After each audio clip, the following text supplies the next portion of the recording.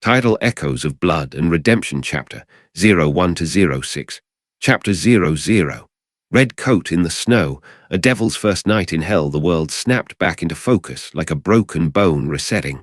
White, cold, and profoundly wrong in every direction that mattered. Dante hit frozen ground with enough force to punch a crater through 3 feet of snowpack, the impact driving every molecule of air from his lungs in an explosive cloud of vapor that hung suspended in the frigid mountain air like a ghost of his last breath. For exactly 3 heartbeats, he counted them, because counting kept you sane when reality decided to play fast and loose with the rules.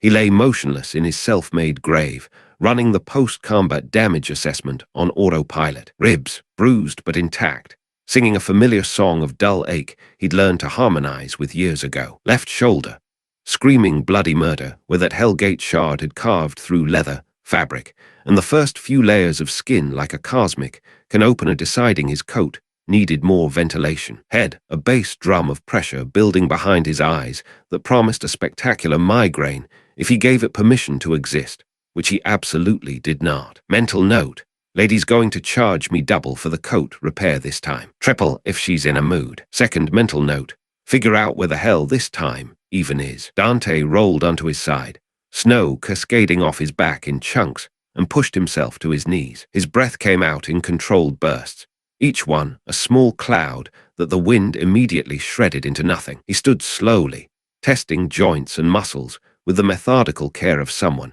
who'd learned the hard way that rushing after an interdimensional crash landing was a great way to discover exciting new injuries you hadn't noticed yet. The landscape resolved itself around him in shades of twilight and winter. Pine forest, dense and ancient, pressed in from all sides like a crowd of disapproving elders. The trees stood in black silhouette against a sky bleeding from bruised purple to iron gray as the sun gave up on the day somewhere behind those jagged peaks. Snow lay deep, thigh-deep in places, unmarked except for his crater and a few brave animal tracks that suggested something with 4 legs and better sense than him had passed through earlier. Cold bit at his face, with teeth sharp enough to make his eyes water. The air tasted of pine resin, stone, and altitude, thin enough that each breath required conscious effort to extract the oxygen his half-demon biology still technically needed. Temperature had to be hovering somewhere south of freezing, the kind of cold that turned moisture to crystal on contact and made exposed skin burn. This was definitely not the crumbling urban hellscape he'd been fighting through approximately 30 seconds ago, or 30 minutes, or 3 hours. Time did funny things when Hellgates imploded, folding in on themselves like origami made from screaming and physics violations. He'd stopped trying to track it after the first dozen or so involuntary dimensional relocations. Dante rolled his left shoulder experimentally. The wound pulled, hot and angry, then began to knit itself together with that peculiar itching burning sensation that meant his demonic healing factor had finally decided to clock in for the day. The gash sealed from the inside out, tissue reriding itself at the cellular level with an efficiency that would make medical science weep. Still hurt like a bastard, though. Healing always did. People who thought regeneration was painless had clearly never experienced having their molecules rearranged at high speed. The sleeve, however, was a total loss. Again, the leather had split in a ragged line from shoulder to elbow, exposing the thermal layer beneath and offering an excellent view of skin that was already returning to its normal pallor. Lady was going to have opinions. Loud, expensive opinions backed up by itemized bills and that particular look she got when she was calculating interest rates in her head. Assuming he ever made it back to collect those opinions, Dante reached back out of pure reflex, and rebellion answered the call like it always did, solid, dependable, and reassuringly heavy in his palm. The greatsword materialized from whatever metaphysical pocket dimension it lived in when he wasn't actively using it to solve problems, its weight a familiar anchor in a thoroughly unfamiliar world. He gave it an experimental swing, feeling the way it cut the air, then slid it home across his back where it belonged. Better. The world always made more sense when you had a really big sword watching your six. He stood still for a moment, letting his other senses catch up to the situation. This was the part where experience paid dividends. The ability to read an environment not just with eyes and ears, but with that sixth sense that every hunter worth their salt developed if they survived long enough. The forest pressed its atmosphere around him, ancient, watchful, and carrying an undercurrent of something that made the hair on his arms stand up beneath the ruined sleeve. Demonic energy, but not his brand. Dante's eyes narrowed. He knew the taste of demonic corruption the way a sommelier knew wine, could pick out the subtle notes, identify the vintage, rate the quality. What he was sensing now was different, wilder, less architecture, more appetite. It lacked the calculated malevolence of the demons he usually hunted, the careful hierarchies and baroque cruelty of hell's more organized neighborhoods. This felt raw, primal, almost feral in its hunger. Less like a demon, and more like the concept of hunger itself had learned to walk upright and pretend at humanity. Fresh, too. Whatever carried that signature had been through here recently, very recently, and beneath it, threading through the cold air like a ribbon of copper, blood, human blood. The scent was faint, but unmistakable, metallic and warm against the frost, carrying that particular quality that said the source was no longer using it for its intended purpose. The smart play, and Dante was occasionally capable of smart plays when the situation absolutely demanded it, was to find shelter, establish a perimeter, gather intelligence, and formulate an action plan based on confirmed data rather than vague supernatural hunches and the smell of someone else's tragedy. The smart play could take a number and wait in line with all the other smart plays he'd ignored over the years. Dante started walking, boots punching through the snow crust with steady crunches that echoed in the cathedral silence of the forest. He followed the blood scent and that wrongness, letting them pull him forward like a compass needle that had finally found its north. Snow muffled sound, turning the world into a bubble of quiet broken only by wind through branches, and the distant, lonely cry of a crow that sounded like it was narrating a tragedy it had already seen the ending of. The terrain rose steadily, a mountain path worn smooth by years of use, but currently buried under winter's heavy hand. He'd covered maybe half a mile when he heard footsteps, quick, purposeful, but lacking the predatory grace of something hunting. Human, then, moving with urgency. Dante paused beside a pine heavy with snow, one hand resting against rough bark, and waited with the patience of someone who'd learned that sometimes the best way to find information was to let it come to you. The figure emerged from the tree line above, a kid, maybe 16 or 17, dressed in practical winter layers, and a distinctive green and black checkered haori that caught the dying light and threw it back like scales. He carried a wicker basket high on his back, secured with sturdy straps that cut diagonal lines across his chest. His breath came in quick white puffs, and his face held that particular expression of open determination that Dante associated with either future heroes or future corpses, sometimes both, in his experience. What stopped Dante cold wasn't the kid's appearance, or the fact that he was clearly heading home after a long day. It was his eyes, dark wine red, almost burgundy in the fading light, and carrying a weight of genuine compassion that seemed fundamentally at odds with the harsh reality of a world where blood froze in the snow and demons hunted in the dark. More than that, they were clear, uncorrupted. Whatever wrongness saturated this forest, whatever had left that blood trail signature in the air, it hadn't touched this kid, not even a little. The boy, he'd later learn the name was Tanjiro Kamado, would memorize it along with the weight of responsibility that came with knowing it, stopped short when he noticed the stranger leaning against the tree. His hand didn't go to a weapon,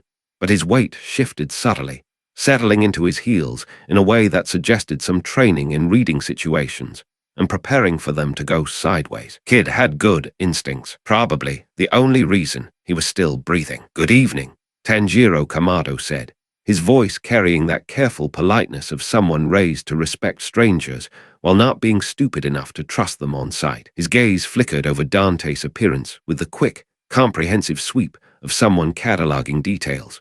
White hair that practically glowed in the twilight, battered red coat that looked like it had survived a war and lost, massive sword strapped across his back, twin holsters visible at his hips, and a general air of dangerous competence wrapped in casual confidence. "You look lost. These mountains are dangerous after dark." Dante couldn't help the slight smirk that tugged at the corner of his mouth. Dangerous. The kid had no idea. You could say that. Got turned around pretty badly. He pushed off from the tree with deliberate casualness, watching Tanjiro Kamado's reaction.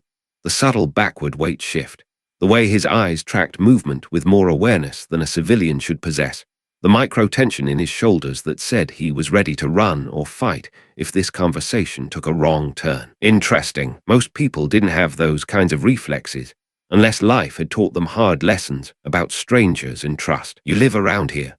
Yes, further up the mountain. Tanjiro Kamado's expression softened fractionally, concern bleeding through the wariness like watercolor through paper. The kid's gaze lingered on Dante's shoulder, where torn fabric and the last traces of healing skin told a story he was clearly trying to read. Are you injured? My family's home isn't far. My mother's very skilled with medicines and bandaging. She could. I'm fine, Dante cut in, perhaps more sharply than he'd intended. The blood scent was stronger now, and beneath it, that corruption pulsed like a diseased heartbeat, growing louder with every passing second. It was coming from upslope, from exactly where this kid was heading, from where his family waited. How long have you been gone from home?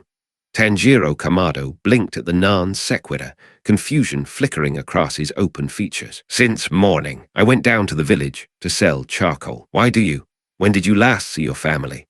Dante's tone had shifted, dropping the casual banter and picking up an edge that made Tanjiro Kamado's spine straighten instinctively. The shift registered immediately. Tanjiro Kamado's expression flickered, confusion giving way to something sharper, more afraid, as if some deep instinct was suddenly screaming warnings his conscious mind hadn't fully processed yet. This morning, before dawn, I left while everyone was still asleep. Is something? He stopped mid-sentence, nostrils flaring as if catching a scent himself, and his face went pale. Blood. I smell blood. So the kid had hunter's instincts after all. Sharp ones. Damn. Tanjiro Kamado was moving before Dante could form another question, breaking into a dead run up the mountain path with the single-minded desperation of someone who already knew. In that sick certain way that gut instinct sometimes communicated truth before the brain caught up. Exactly what he was going to find. Shit, Dante muttered, and followed, his longer stride eating ground despite Tanjiro Kamado's frantic pace. Snow flew in their wake, branches whipped past, and the blood scent grew from a thread to a rope to a noose tightening around his throat with every step closer. They crested the rise together, both breathing hard, Tanjiro Kamado from exertion and rising terror, Dante from the altitude and the weight of too many scenes like this in too many lifetimes. The house sat in a clearing carved from the forest by years of hard work and harder winters, a traditional structure of wood and paper that spoke of modest means, careful maintenance, and a family that built things to last. Smoke threaded from the doorway, but not the honest grey-white of a cooking fire or heating brazier. This was darker, thicker, carrying the acrid bite of cloth and flesh that had burned without permission. Blood pooled in the snow outside the entrance, already beginning to freeze around the edges into a dark, crystalline slush, and the door hung askew on its hinges like a mouth opened in a silent scream. Tanjiro Kamado made a sound, something between a gasp and a sob, a noise that came from somewhere deep in the chest where grief lived before words could reach it, and ran. Dante caught his arm, his grip iron firm and unyielding. Wait, let me go. Tanjiro Kamado struggled against the hold, his voice breaking into sharp fragments. My family, my mother, my brothers and sisters, they're in there. I have to. I know, Dante said, keeping his voice level and hard, though his gaze never left the house and that gaping doorway that exhaled wrongness like a wound exhaled infection. But running in blind is a great way to join them. Let me check first. I don't understand. Who are you? What do you know about? Dante released him, but held eye contact, letting the kid see the absolute certainty in his expression, the weight of experience that said he'd walked into scenes exactly like this more times than anyone should have to count. Someone who hunts things that kill people, professional in the field of making bad situations slightly less bad. Stay behind me. Move when I move. Stop when I stop. Can you do that? Tanjiro Kamado stared at him for a long, stretched moment, war evident across every line of his face. Fear, grief, desperate hope, battling against the part of his brain that was already screaming the truth. Finally, moving like each word cost him something vital, he nodded. They approached the house together, Dante in the lead with one hand resting on Rebellion's hilt, thumb hooked casual, but ready to draw in the half-second it would take for caution to become combat. The blood scent intensified with every step, growing from overwhelming to suffocating, and beneath it, that feral corruption writhed and pulsed like living maggots in a wound that refused to heal. The interior was a slaughterhouse painted in primary colors and lit by dying embers. Bodies lay where they'd fallen. A woman, several children of varying ages, blood painting the walls and floor in arterial patterns that told the story of frenzied violence and supernatural strength applied without mercy or hesitation. The youngest, barely more than a toddler, lay cradled in what must have been the mother's final embrace, her arms still locked around the small body even in death, protecting what couldn't be protected anymore. Behind him, Tanjiro Kamado made a broken sound that didn't belong to any language Dante had ever heard. Dante moved through the carnage with grim professionalism, cataloging details his conscious mind wanted to flinch away from, but his hunter's training insisted on recording. The wounds were savage, but showed intelligence, targeting major vessels and organs with precision that suggested anatomical knowledge. Whatever had done this possessed intelligence, understood human physiology, and had taken its time to make sure the work was thorough. The corruption clung thickest to the bodies, seeping into cooling flesh like oil into water, staining and transforming even in death. Nezuko, Tanjiro Kamado whispered behind him, his voice hollow and distant, as if speaking from the bottom of a very deep well. Where's Nezuko? Dante scanned the room quickly. Most of the bodies were accounted for based on size and approximate age. Mother, 4 children of varying sizes. But Tanjiro Kamado had mentioned siblings plural, and there was clearly at least one body missing from this grim inventory. He turned to find the young man already moving deeper into the house, calling a name that carried the weight of final, desperate hope. The kind of hope that knows it's probably futile, but can't stop itself from reaching anyway. They found her in the back room, half buried in a pool of her own blood that had spread across the tatami in a dark crimson lake. Tanjiro Kamado collapsed beside his sister. Nezuko Kamado, 14 or 15, if Dante was any judge, her features delicate beneath the mask of blood and approaching death. Her kimono had been shredded by claws or fangs, wounds gaping across her chest and arms that exposed muscle and bone, and her skin had taken on that grey-blue pallor that preceded the final shutdown of the human body. Except Dante felt it the precise moment Tanjiro Kamado's hand touched her shoulder. A sudden, violent pulse of that same corruption, flooding into the girl's dying cells like poison or fuel or both at once. Her body convulsed, back arching off the floor in a movement no human spine should make, and her eyes snapped open, no longer the warm dark brown of a human girl, but burning crimson, pupils contracting to vertical slits like a cat's. "No," Dante breathed, already moving with combat-honed reflexes. "Kid, get back." Nezuko Kamado lunged with inhuman speed and strength. Dante intercepted her mid-leap, catching her around the waist, and using her own momentum to redirect her trajectory away from Tanjiro Kamado in a smooth Aikido-style throw that sent her tumbling across the floor. She recovered instantly, faster than any human should, and twisted back toward them with a snarl that raised every hair on Dante's arms. The sound was wrong on every level, emerging from a human throat, but carrying none of the emotional complexity of human vocalization. Pure predator, pure hunger, claws, when the hell had her fingernails become claws, raked at his coat, and he felt the burn of demonic energy where they connected with his skin. Not his type of demonic energy, but close enough to recognize and categorize. So that's what this world's demons were. Corrupted humans, infected and transformed at the cellular level. He pinned her to the floor with carefully calibrated force, enough to immobilize without causing damage. Because despite the monster currently thrashing beneath him, this was still Tanjiro Kamado's sister, and breaking her would break him. One hand pressed her shoulder into the tatami. The other caught her wrist before those new claws could find his throat or face. Up close, the corruption was overwhelming, rolling off her in waves that made his demon blood respond with interest and alarm in equal measure. It had flooded her system completely, reriding her humanity at every level. Cellular, genetic, maybe even spiritual if this world operated on those kinds of rules. But beneath it, threaded through like gold veins in quartz, something else remained. A core of self, terrified, confused, fighting desperately against the hunger that demanded she tear apart the brother kneeling beside her. "Hey," Dante said quietly, meeting those burning crimson eyes with his own steady gaze. "Easy there, princess. I know you're still in there." Nezuko Kamado thrashed harder, inhuman growls tearing from her throat, but Dante held firm. Behind him, he heard Tenjiro Kamado scrambling to his feet, heard the sharp intake of breath that preceded either an attack or a plea or possibly both. "She's still human," Dante said, not taking his eyes from Nezuko Kamado's face, watching the way recognition and hunger warred behind those eyes. "Part of her, anyway. I can feel it. That corruption hasn't eaten everything yet." "Nezuko," Tenjiro Kamado's voice cracked like thin ice. "Please, it's me. It's your brother. Please remember." The demon girl froze, as if someone had thrown a switch in her brain. Her eyes, fever-bright and feral, locked on Tenjiro Kamado, and for one crystalline moment, something flickered behind the corruption.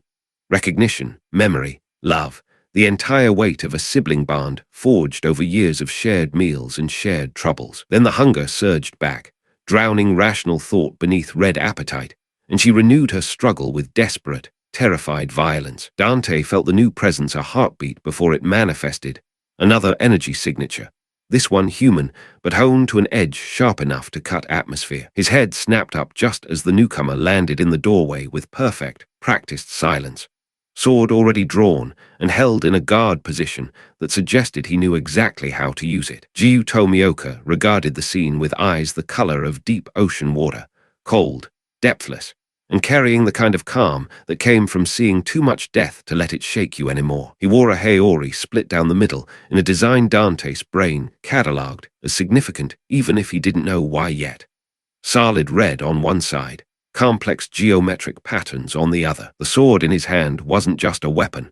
It was an extension of his intent, held with the kind of casual perfection that screamed serious training and serious body count. Water seemed to flow around the blade's edge, defying physics in that casual way supernatural abilities always did when they stopped caring about things like gravity and common sense. His gaze swept from the bodies to Nezuko Kamado to Dante pinning her to the floor, and his blade rose fractionally, not a threat yet, but a clear statement of readiness. "Step away from the demon," Jiu Tomioka said, his voice flat and final as a closing coffin lid, carrying the kind of certainty that suggested he'd said these exact words before and followed through every single time. Dante didn't move, didn't release his grip on Nezuko Kamado, but he did shift his weight slightly to give himself better angles if this conversation went kinetic. "She's still part human. Impossible." Jiu Tomioka's expression didn't change, remained that carved stone mask of professional detachment, but something in his stance adjusted minutely. "Once turned, demons cannot be saved. They lose their humanity completely. It's absolute. Yeah, take a closer look."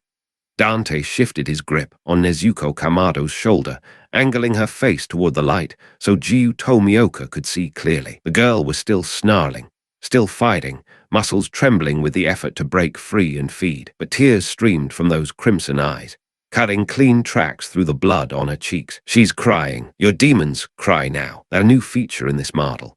Jiu Tomioka's expression remained unchanged, but his eyes, those cold ocean eyes, flickered to Nezuko Kamado's face, then to Tenjiro Kamado, who had moved on pure instinct to place himself between the sword and his sister. Arms spread wide, despite the visible terror shaking through his frame. "Please," Tenjiro Kamado gasped out, and the word came from somewhere deep and honest and desperate. "Please don't kill her. She's my sister. She's still my sister. I know she is." "Your sister is gone," Jiu Tomioka said, but there was something in his voice now, not quite doubt, but maybe the ghost of it, the shadow of uncertainty that came from being confronted with evidence that contradicted training and experience. "That creature wearing her face will kill you. It's not a question of if, it's when. Step aside. Then I'll die protecting her." The declaration came out fierce and absolute, and Tenjiro Kamado's voice didn't shake at all on those words. The pronouncement hung in the cold air like a physical thing, heavy with the weight of absolute commitment, and the kind of stupid bravery that got people killed but occasionally changed the world. Dante watched Jiu Tomioka's face, reading the micro-expressions that flickered behind that stoic mask. Calculation, memory, the weight of duty pressing against something else. Compassion, maybe, or just exhaustion with the endless parade of corpses and corrupted siblings and desperate last stands. "This kid's got guts," Dante observed mildly, deliberately casual despite the very sharp sword pointed in his general direction. Stupid guts, sure. Suicidal guts, absolutely. But guts nonetheless. And she's not attacking him. Look at her. Really look. She's fighting herself, trying not to hurt him. That's not what mindless monsters do. Jiu Tomioka's blade didn't lower, but his stance shifted fractionally, weight redistributing in a way that suggested he was reconsidering his immediate action plan. And who are you to make such judgments? I've never seen you among the Demon Slayer Corps. Your clothing is foreign. Your weapons are unfamiliar. You carry demonic energy, but aren't a demon. Explain yourself. Name's Dante. No, I'm not one of yours. Just got here, actually. Hell of a first impression your world's making.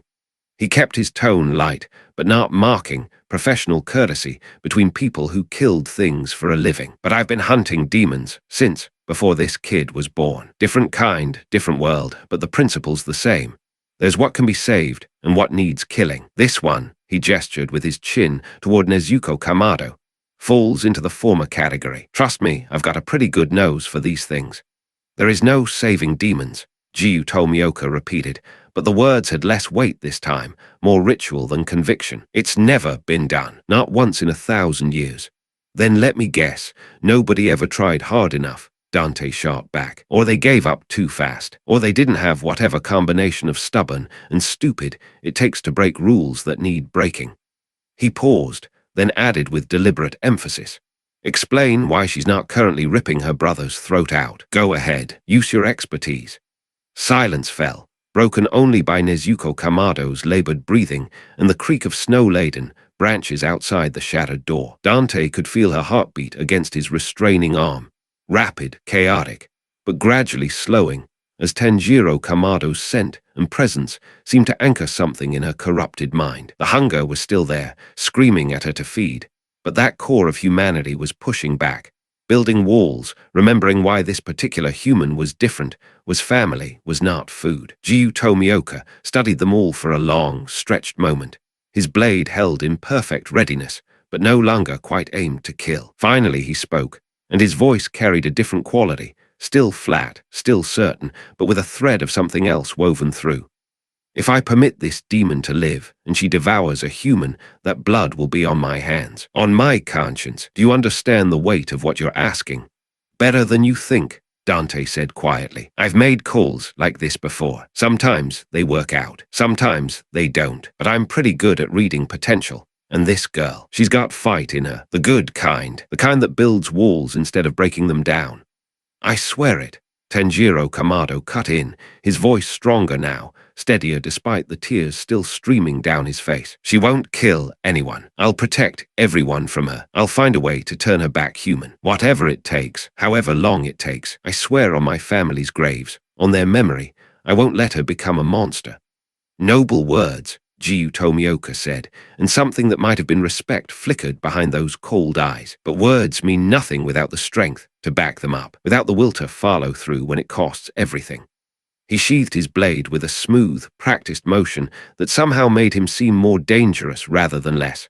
A predator putting away one weapon while keeping a dozen others ready. The atmospheric pressure in the room changed, shifting from immediate combat to something more complex. There is a man, Jiu Tomioka continued, his gaze locked on Tenjiro Kamado with laser focus. A cultivator named Yurikodaki Sakonji, who lives at the base of Mount Sajiri, to the west. If anyone in this world can help your sister regain her humanity, it will be him. Seek him out. Present yourself. Train under him if he'll have you.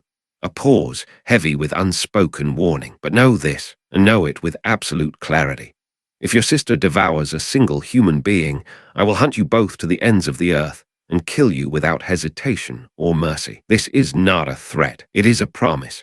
The words landed like stones, dropped into still water, rippling outward with absolute finality. Tenjiro Kamado nodded frantically, tears streaming openly now, gratitude and grief warring across his features. Thank you so much. I won't let you down, I promise. Don't thank me yet, Jiu Tomioka cut him off. You haven't begun to understand what you've committed to. The road ahead is longer and harder than you can imagine.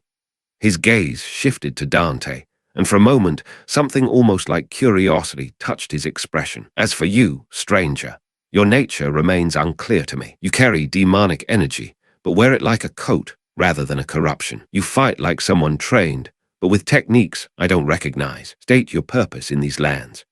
Dante finally released Nezuko Kamado, who immediately scrambled to Tenjiro Kamado's side, and after a visible internal struggle that played out across her face in jerks and trembles, tucked herself behind her brother rather than lunging at his exposed throat. Progress. He stood brushing snow from his coat and rotating his shoulder to work out the kinks. Honestly, pure accident. Got dropped here by a dimensional hiccup. Followed the smell of blood and bad choices, and here we are having this lovely conversation. But these things, he gestured vaguely at Nezuko Kamado, your demons, they're spreading corruption, making more of themselves that I do know how to handle. Jiu Tomioka regarded him for several long seconds, those ocean eyes weighing and measuring everything from Dante's stance to his weapon to the way he held himself like violence was just another language he spoke fluently. The work of demon slayers is not for outsiders. It requires training, discipline, and understanding of techniques passed down through generations. Good thing I'm not planning to step on your toes, Dante replied with an easy smile that showed teeth. I'll do my own hunting, thanks. Hunt how I hunt. Kill what needs killing. Though I wouldn't say no to information if you're in a sharing mood. A pause. Then, Jiu Tomioka, Warder Hashira. It wasn't quite an introduction, more an acknowledgement that they were, in some strange way, equals. Professionals, recognizing professionals. If you truly intend to hunt demons in these lands, you'll find them everywhere. They infest every corner of our nation, like rot in wood. Their progenitor, the first and most powerful demon, is called Musen Kibutsuji. He's existed for over 1,000 years, creating and controlling all others through his blood. He is not like your world's demons, I suspect. He is cunning, ancient, and has survived countless attempts to destroy him. Musen Kibutsuji, Dante repeated, rolling the name around in his mouth like a wine vintage, feeling the weight of it. That familiar hunger stirred in his chest. The predator recognizing apex prey, the hunter's instinct that said here's something worth the effort. Sounds like a party. My kind of party. Jiu Tomioka's expression didn't change, but something that might have been the ghost of grim amusement flickered in his eyes before dying just as quickly. He turned back to Tenjiro Kamado, his voice dropping into command tones that expected obedience. Bury your family with honor, then go west to Mount Sajiri and find Yurukodaki Sakanji. Tell him Jiu Tomioka sent you. He will know what must be done. Do not deviate from this path. Do not hesitate. Your sister's humanity, what's left of it, is on a timer you can't see. With that, the Warder Hashira simply stepped backward into the shadows pooling in the doorway and disappeared as if he'd never been there at all. One moment solid and present, the next moment gone like smoke dispersing. Dante whistled low, genuinely impressed. Neat trick. Gonna have to learn that one. But Tenjiro Kamado wasn't listening. He'd gathered Nezuko Kamado into his arms, holding her while she trembled and made soft, distressed sounds that were somewhere between human confusion and animal fear. The corruption still flooded her system, reshaping everything she was into something else. But that core of humanity held, fragile as spun glass, but present. Stubborn, she buried her face against her brother's shoulder, claws flexing but not striking, her entire body caught in the war between hunger and love. Thank you, Tenjiro Kamado said quietly, looking up at Dante with those wine-dark eyes now swimming with gratitude and grief in equal measure. You saved her, saved us both. If you hadn't been here, if you hadn't stopped that Hashira. Don't thank me yet, kid, Dante interrupted, though his voice was gentler than usual. She's got a long road ahead. You both do. That guy wasn't kidding about the difficulty setting on this particular quest. He moved to the doorway, giving them space, looking out at the night that had fully fallen now. Stars burned cold and distant overhead, and the forest pressed close with its 1,000 watching eyes. You're going to need help burying them, aren't you? Aye. Tanjiro Kamado's voice broke like thin porcelain. He tried again, forcing words through grief. Yes, Chapter 01. Blood, snow, and the weight of choices the night wore on with the kind of glacial, heavy patience that only a funeral possessed. Snow fell in a silent, unending curtain, muffling the world and burying the sins of the day under a blanket of pristine white. Dante worked in a grim, methodical rhythm alongside Tenjiro Kamado.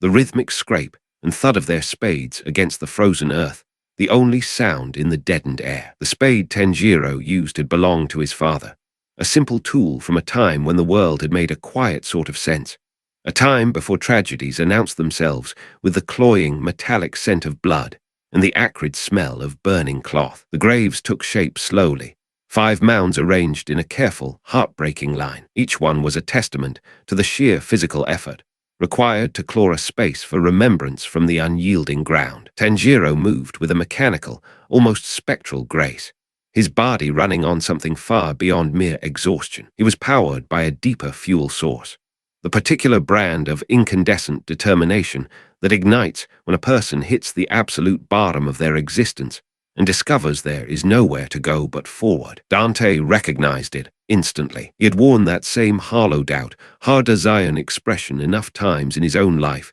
to know exactly how it fit, how it felt, and how much it cost to maintain. As the first hint of a false dawn began to bleed grey light across the eastern sky, the brutal work was finally done. Tanjiro knelt before each grave in turn, his back straight, placing a carefully chosen stone at the head of each mound. His hands, raw and chapped from the cold and the labor, trembled only slightly. He spoke to them, his voice a low, raw whisper that Dante deliberately did not listen to. There was a sacred privacy in grief, a final conversation between the living and the dead that deserved no audience. These were promises and commitments that belonged only to the stones, the snow, and the silent, watching trees. When Tanjiro finally rose, his knees stiff and his young face carved from something harder and more ancient than bone, his eyes held a terrifying clarity. Without a word, Dante helped him fashion a crude but sturdy containment box from the broken planks of their destroyed home and layers of old quilting materials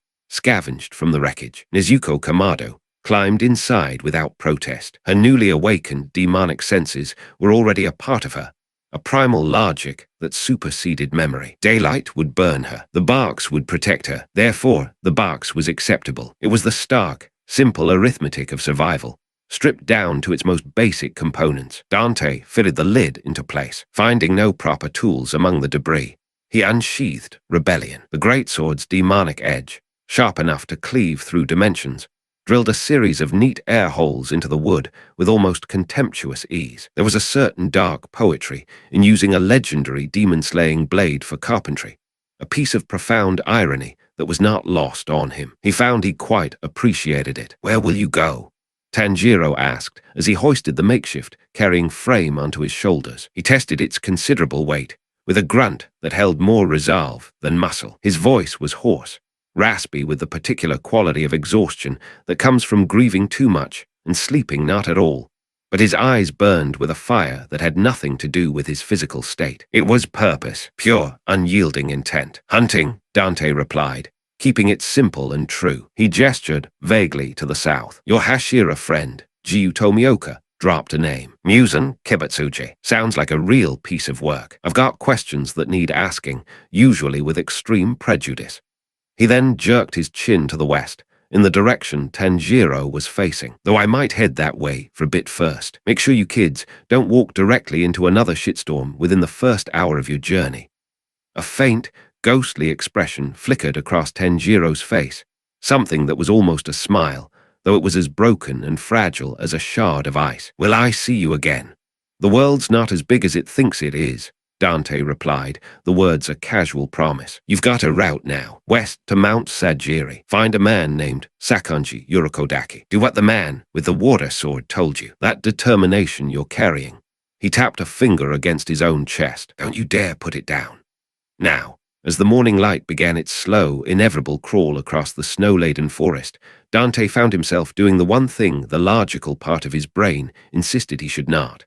Following the two siblings westward, instead of heading south towards the faint, pulsating beacon of corruption that whispered to him from somewhere far beyond the mountains. The logical part of his brain, however, was currently not running the show. Some primal, protective instinct he usually kept buried under layers of cynicism and swagger had taken the wheel, and it was pointed squarely in the direction of the boy with the impassable burden and the demon girl in the box. The forest was beautiful in that particular way that snow makes everything beautiful, which is to say, indiscriminately and without mercy. The spattered blood on a snowbank looked almost aesthetic, a splash of crimson on a pure white canvas, if you did not think too hard about the horrifying story it was writing. Dante had learned long ago to think about such things only insofar as they told him where to go and what to kill when he got there. Tanjiro moved ahead with the single-minded focus of someone who had simply stopped noticing minor details like the biting cold, the crushing exhaustion, or the fact that his feet were probably decorating themselves in a tapestry of frostbite. The boy set a relentless pace that was deeply impressive given the treacherous terrain, the heavy weight he carried on his back, and the shattered state of his emotional machinery. He was running on grief fuel, and the desperate, flickering hope that getting Nezuko to a cultivator named Sakanji Yurikodaki would somehow undo what could never be undone. Dante had been around hope long enough to recognize it in all its forms. Sometimes it was justified. Sometimes it was just a prettier, more socially acceptable word for delusion. But it always drove people to either impossible greatness or spectacular tragedy, with very little ground in between. He kept pace easily, maintaining enough distance to scout ahead, but staying close enough to intervene if the day decided to get interesting. The snow crunched under his heavy boots in a steady, hypnotic rhythm, a white noise symphony broken only by the sigh of the wind through the ancient pines, and the occasional marking call of a crow announcing something that probably mattered to precisely nobody currently alive. Around mid-morning, when the sun had climbed high enough to paint the world in stark, unforgiving relief, Tanjiro paused on a ridge overlooking a small, snow-dusted valley. A settlement sat there, though it was barely worthy of the name. Just a handful of wooden structures clustered around what might have charitably been called a crossroads. The young demon slayer's eyes swept across the scene with a careful hunter's assessment, cataloging details with an instinct he likely did not even know he possessed. Dante watched him work, noting the way he read the signs. The dark, fresh stains on the wall of the nearest building, the deep claw marks gouged into wooden shutters, and the peculiar, unnatural silence that came from a place where something had fed recently, and the survivors had learned to be very, very quiet in response. "No," Tanjiro said quietly, the words spoken to himself, or perhaps to the world at large. "We can't stop. Nezuko's condition, the sun, we have to keep moving."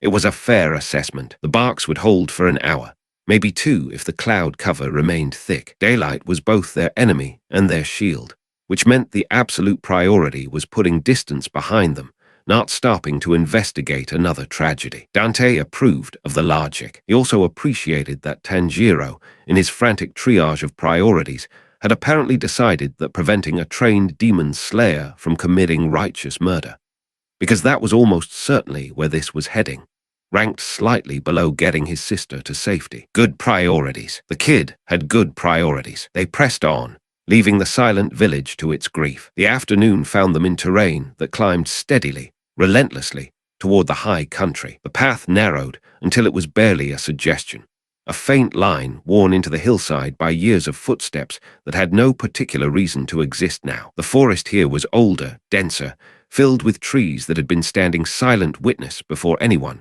currently alive, had learned how to walk. The air was different, too. Dante caught it on the back of his tongue, a flavor like rust and old stone, and something that might have been fear, if fear had a scent profile. Demonic contamination, recent and strong. He picked up his pace without making a show of it, drawing level with Tanjiro just as the boy reached a point where the path forked. To the left, a path led towards a cluster of crumbling ruins, old temple structures, half swallowed by vegetation and time, their once vibrant red paint faded to nearly nothing. To the right, the path continued upward, toward higher elevation, and what the kids probably working on Fume's sense of direction had identified as the direction that feels safest. "The temple is going to be a problem," Dante observed casually, nodding towards the ominous ruins. Tanjiro did not ask how he knew. The kid was learning fast. "We'll go around. The temple is right on your path west, and it has enough demonic juice soaked into its architecture that your sister is going to notice it whether we're standing on top of it or a quarter mile away." Dante took a few steps closer to the dilapidated structures, letting his senses fully open to what was living there. He felt it instantly. Hunger, a raw, predatory hunger of the kind that came from a creature with no moral framework and a very comprehensive understanding of what human flesh tasted like. Yeah, definitely a demon. Just one. Unless I'm misreading the signature. Smells like it's been here a while, just waiting for travelers to wander in. Then we absolutely go around, Tanjiro insisted, and there was a note of something new in his voice.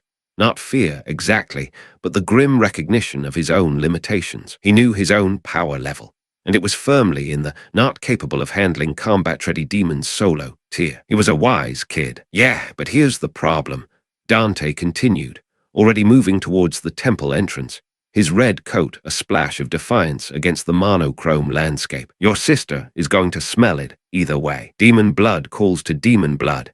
That's just how this stuff works. She is going to sense a potential rival, a potential meal, or possibly both of those things at the same time. You want to introduce her to the realities of her new existence, eventually. Right. Might as well get ahead of the curve. What are you? Going in, Dante finished for him, taking inventory, possibly committing some casual murder, depending on what I find and how aggressive it feels. You wait here, keep the box shaded, and under no circumstances are you to let your sister out unless things go catastrophically sideways. Understood? Tanjiro wanted to argue. Dante could see it written across his face, in capital letters, made of fear and responsibility, and that particular stubbornness that came from having already seen the worst the world had to offer and deciding to push back anyway. But the kid also understood basic mathematics. One person with a giant demon slayer sword was still better than one person with no sword at all, even if that person was a white-haired stranger who dressed like an 80s rock star and solved problems with a blade that looked like it was compensating for something. Be careful, Tanjiro said finally, which was probably his way of saying, please don't die before we get to the mountain. Dante offered a lazy, two-fingered salute, mostly because it felt appropriate to the moment, and turned towards the temple. Up close, the ruins were both more impressive and less impressive in equal measure. The architecture had probably been beautiful once, a place of peace and contemplation. But now it was crumbling into that particular stage of decay where nature was slowly and decisively reclaiming the space. Thick vines had threaded through cracks in the stone. The foundation had settled unevenly, giving the whole structure a drunken, lopsided look. The vermilion paint that might have once marked it as a holy site was now mostly just a memory, faded to a dull rust brown, and then to nothing at all. The demon had made its nest in a cellar beneath the main temple structure, which suggested a degree of strategic thinking, or at least the presence of enough self-preservation instinct to avoid direct sunlight. Dante descended the stone steps carefully, letting his eyes adjust to the oppressive darkness, feeling for the demonic signature the way a person might feel for a light switch in a room they had never been in before. There, hunger, anticipation, the particular flavor of a predator that had fed recently enough to be confident, but not recently enough to be sated. Well, hello there, Dante said conversationally into the darkness. I'm afraid it's a terrible day to be you. The demon did not bother with words. They rarely did, unless they had been human long enough to remember the patterns of speech, or were old and powerful enough that ancient hierarchies had taught them language as a tool of power. This one was somewhere in the middle, intelligent enough to set an ambush, but not sophisticated enough to banter about it. It lunged from the shadows, a blur of motion and malice. Dante had already drawn rebellion. The demon's razor-sharp claws met solid steel with a furious shriek of metal, and he pivoted smoothly on the ball of his foot, letting the creature's own momentum carry it past him and into the far wall. The demon recovered faster than most. It had good reflexes and a strong core, and it understood its own reach, and it came around for another strike, low and fast. The fight, if you could even call it that, lasted perhaps 90 seconds. Dante was not trying to make an artistic statement. He was not testing the demon's abilities, or indulging in any of the other foolish reasons that hunters sometimes prolonged combat beyond its natural expiration date. He was simply trying to make a point. This particular piece of real estate was now under new management, and the previous leaseholder needed to understand that concept in terms its departing consciousness would appreciate. The demon died when Rebellion's blade found the precise space between its vertebrae, severing the connection between its brain and its body in a motion so fluid and economical it looked almost gentle. The corrupting energy that animated it guttered out like a candle flame caught in a draft, leaving behind just meat and bone and the peculiar, heavy silence that always followed when a creature stopped being a problem. Dante wiped his blade clean on the dusty temple floor, which was probably sacrilegious. But under the circumstances, he suspected the long-dead priests were not going to lodge a formal complaint, and made his way back to the surface. Tanjiro was still waiting exactly where Dante had left him, a testament to his good strategic sense and his terrible anxiety management, as evidenced by the way his fingers were white-knuckled around the box's carrying frame. "Clear," Dante reported simply. "One demon. It is no longer a problem. You're safe to move, though the area is going to smell like dead predator for a while." "You killed it." Tanjiro sounded as if he was having trouble parsing the statement. "Efficiently," Dante confirmed with a slight smirk. "That's going to be a recurring theme for a bit, I suspect. Come on, there's still enough light to make better time before your sister needs to actually get out of the box.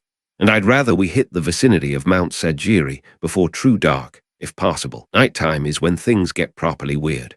"They seem pretty weird in the daytime, too," Tanjiro muttered under his breath. But he was already moving, following Dante back to the path and westward with a kind of exhausted, dogged determination that suggested he had moved past rational thought somewhere around the time his entire family had stopped existing. The light was beginning its long, slow fade towards evening when they finally reached the base of Mount Sajiri. The mountain rose before them like a stony rebuke, all jagged peaks and impassably steep slopes covered in snow that had not seen the warmth of the sun since the previous spring. A thick mist clung to the higher elevations, rolling in and out like a living, breathing thing, creating an atmosphere that even Dante's heightened senses struggled to pass. There was power here, old power, the kind of profound spiritual weight that comes from a place that has been sacred or cursed, or possibly both, for so long that the distinction has ceased to matter. Tanjiro stopped, his head tilted back as he stared up at the massive slope. For the first time all day, the boy looked his age. 16 going on irrevocably broken, facing a mountain that might as well have been impassable. "Sakonji Yurokodaki," Dante called out, testing the name in the thin mountain air. There was no particular reason to assume the cultivator would be within earshot, but in his experience, sometimes shouting at mountains generated results. "This Jiu Tomioka fellow suggested your expertise might be applicable to one very confused half-demon girl who is currently residing in a box."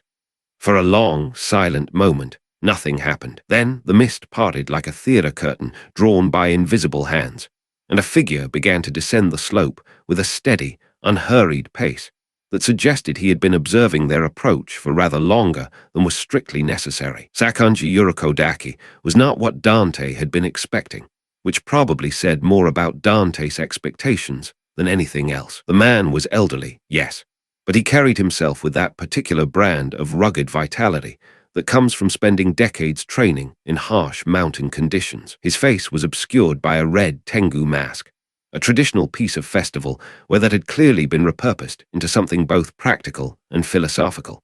But his eyes were visible behind the mask's openings, sharp and fiercely intelligent, carrying the immense weight of someone who had seen far too many broken things try to become whole again. "Jiu," Yurokodaki said, his voice as rough and weathered as old stone. "He sent you, did he?"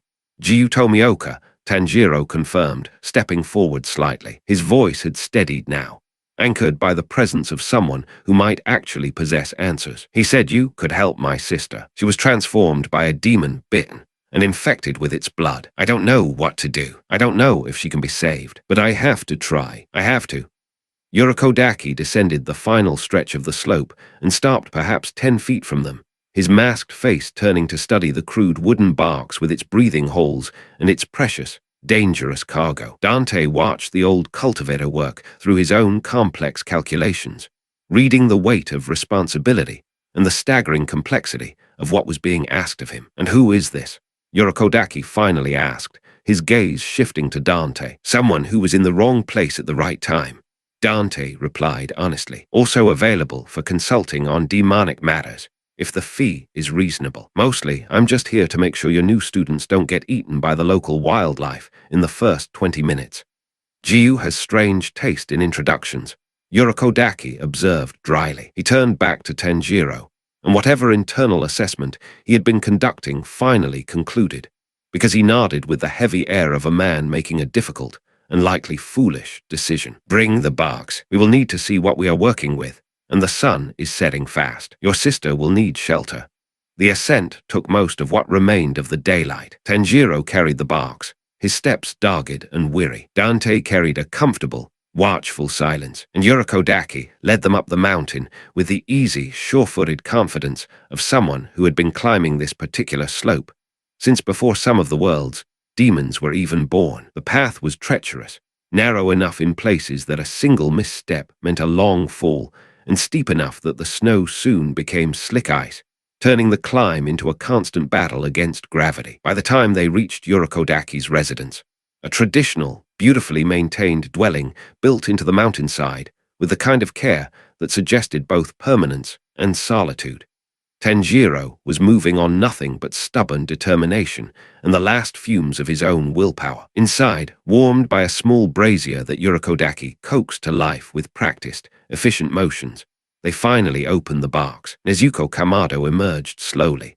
her dark eyes immediately finding Tanjiro's before scanning the rest of the small room for threats or opportunities. The demonic transformation had progressed since that first terrible night. Her skin had taken on a faint, pale luminescence, her dark hair had thickened and seemed to drink the light, and her eyes held a sharp, predatory intelligence that marked her as something other than human, even before you noticed the wickedly sharp claws at the tips of her fingers. But when Tanjiro reached out to her, she folded into his arms, burying her face in his shoulder as if she remembered what safety felt like. "Interesting," Yurikodaki said, his tone neutral, not unkind. He settled himself into a seated position with the careful grace of someone whose knees had strong opinions about stairs, and gestured for the others to do likewise. A demon that retains enough of her humanity to recognize her brother. Jiu was not exaggerating about the anomaly.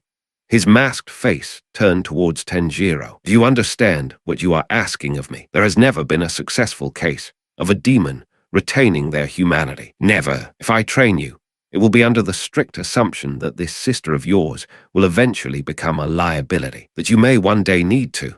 "No," Tanjiro interrupted. The word was not disrespectful. It was absolute, a fundamental truth of his new universe. "She won't. I will prove it. I will find a cure. And until then, I will protect everyone from her. I swear it. On everything I am, I swear it." Dante watched the boy make promises to the universe, and he recognized in his own bones the crushing weight of that kind of commitment. This was a person betting everything he had on faith and love, and a stubborn refusal to acknowledge that the world had rules about these things. This was a person who would burn down the very architecture of reality if it meant saving one single person. Dante had done it before, and he would probably do it again if the moment demanded it. "Then we begin tomorrow," Yurikodaki said finally, his voice resonating with a deep finality. "But understand this, boy. The path you have chosen is harder than any you have walked before. This cultivator will train you. This stranger will hunt demons. But ultimately, this is your responsibility, and yours alone. You will fail. You will suffer. You will face moments where death seems preferable to continuation. And through all of that, you must maintain your resolve. This mountain will either break you or forge you. There is no third option." Tanjiro nodded, his expression fierce and unwavering. Beside him, Nezuko made a soft sound that was almost like agreement. "As for you," Yurikodaki continued, turning his masked gaze to Dante, "your skill is evident and your intentions are complex. You are welcome here, but know that this house is a place of training and discipline. There is an old shrine further up the slope. It is abandoned, but functional. You are welcome to make use of it if you require shelter." "I appreciate the hospitality," Dante said, and he meant it. "Might take you up on that. I should also mention, there is a demon corpse about 2 hours walk south, festering in some old temple ruins. If you have disposal protocols for that sort of thing, you might want to handle it before local scavengers develop opinions. Jiu sends you, Jiu protects you, and you come bearing gifts in the form of dead demons," Yurikodaki said, the words dry as dust. "An unusual combination, but I will not complain about help with problem solving." He paused, then added, his voice softening almost imperceptibly, "The mountain will teach you as well, if you prove willing to learn." Dante smiled at that, a genuine, shark-like grin. It was the kind of offer a person only made when they had started to believe in something again, when the world had begun shifting in ways that suggested hidden possibilities, and the future was suddenly much more uncertain and much more interesting than it had been only a day before. "I'm learning something already," Dante said, his gaze falling on Tanjiro, who was holding his transformed sister, both of them sitting in the small circle of warmth cast by a stranger's brazier, in a lonely mountain dwelling where impossible things were starting to seem viable. "This world has more belief in it than most. That's either going to save it or get it killed. I haven't quite decided which yet." Yurikodaki made a sound that might have been a grunt of approval or might have been indigestion. The Tengu mask made it difficult to tell. Outside, the great mountain exhaled a deep, cold breath around them, and the snow fell, soft and patient, covering everything in a shroud of silent, perfect white. Somewhere far to the south, Musen Kibutsuji was likely committing unspeakable atrocities and plotting his 1,000-year plans. Somewhere to the east, the Demon Slayer Corps was training and dying, and desperately trying to hold back the endless tide. But here, in this small, warm place carved into the side of a mountain, Tanjiro Kamado had his sister back in something that resembled human form, and Dante had stumbled into a world where a belief in salvation was apparently still a viable strategy. It would not last, probably. Nothing ever did. But for now, in this single, quiet moment, it was enough to believe that it might. Chapter 02. The boy and the boulder. Dante had to give the old man credit. He was committed to the bit, while Tanjiro Kamado, still raw with grief, his eyes holding that awful, hollowed-out, "my life is over" look, was hauling his exhausted body up the mountain. Dante had claimed a spot on the hut's porch. He sat on the worn wood, leaning back against a weathered post, rebellion laid flat across his knees. He was nursing a cup of green tea Sakonji Yurikodaki had silently provided. It was bitter, grassy, and infuriatingly hot. "So," Dante said, breaking the silence, his voice a low rumble in the pre-dawn chill. The steam from the cup fogged in front of his face. "This is the new curriculum, then. Welcome to Demon Slaying 101. Please enjoy the concussion course." Yurikodaki stood like a statue, his red Tengu mask fixed on the mountain path Tanjiro had vanished up. The mask, with its permanent, painted-on frown, was somehow more expressive than most human faces. He must learn his own weakness. "Right," Dante drawled, taking a sip and grimacing. "And here I thought the entire family slaughtered by a demon lord thing was a fairly strong hint. You're just adding notes. Traps, you said. What are we talking? Bear traps, pizza, a few strategically placed banana peels, pitfalls, logs, knives, blades, set to wound, not to kill." Yurikodaki's gravelly voice replied. He must learn to use his nose, his eyes, his instincts, simply to survive. The air on the mountain is thinner, more dangerous. He must adapt. Instincts, Dante mused, rubbing his thumb over the smooth, skull pommel of his sword. The cold metal was a familiar comfort. Instincts are fine, but instincts just tell you when to duck. They don't tell you how. I learned that one the hard way. He let a beat of silence pass, a brief, unwelcome flash of a manor in flames, of a sword hilt deep in his own chest. The kid's got a hatchet and a lot of heart. He's going to come back in pieces. We will see, the old man repeated, an infuriatingly patient mantra. They didn't have to wait long. Dawn was just a rumor, a pale, sickly gray in the east, smudging the tops of the pines, when the sound of it began. It wasn't one sound. It was a symphony of failure, a snap whiz of a bamboo spear, a muffled yelp, a crack as wood hit bone, followed by a prolonged, scraping, undignified tumble. A few minutes later, Tanjiro limped out of the tree line. He wasn't just bruised. He was mangled. He was covered in mud from head to toe. His face was bleeding from a dozen new cuts. His green and black haori was torn at the shoulder, and he was favoring his left leg. He looked like he'd been thrown in a sack and beaten with sticks by a very enthusiastic, very angry mob. He stumbled into the clearing and collapsed onto his hands and knees, panting, defeated, and utterly, profoundly spent. Right on schedule, Dante murmured, draining his tea. It was still bitter. Yurikodaki didn't move. His masked gaze just sat on the boy. "Dante-san," the old man said, his voice flat. "You are familiar with combat. You could say that. I'm something of a passionate hobbyist, a connoisseur of conflict, if you will. Your style," Yurikodaki continued, turning his mask slightly towards him. I sensed it at the temple. It is formless. All violence. All power. It is rage. You rely on a strength this boy will never have. Dante's eye twitched. Hey, formless is rude. It's my form. It's called the get it done, yesterday style. And it works. It's stylish. It's effective. What more do you want? It works, Yurikodaki agreed, because you are not human. Dante's lazy posture stiffened. He didn't look at the old man. He just stared at his own distorted, pale reflection in the polished steel of rebellion. Careful, old man. That's usually fighting talk. It is not an accusation, Yurikodaki said, finally turning to face him fully. The mask's painted frown seemed to deepen. It is an observation. Your blood. I can smell it. It burns hard, like a forge. It is not the cold, putrid scent of the one we hunt, mucin, but it is not ours. It smells of ozone and something ancient. It's powerful. You are a hybrid, like the girl. The girl, Dante said, his voice dropping, all humor gone, is an infection. A victim. I'm heritage. Big difference. Don't lump us together. He sighed, running a hand through his white hair. What the hell? The old man was going to find out eventually. My old man. Let's just say he was the original Demon King. A proper fire and brimstone and betrayal sort. You lot might have even heard of him. Name Sparda. Yurikodaki went rigid. The name clearly meant something. Yeah, that guy, Dante confirmed. He got a conscience, decided humanity was worth a damn, sealed off the demon world and, well, saved everybody. Left me and my brother. Well, let's just say he left us with complicated feelings. And this, he held up his gauntleted hand, clenching it. A flicker of red, demonic energy, hot and smelling of ozone, crackled around his knuckles for a split second before vanishing. I don't need to breathe special, Dante continued.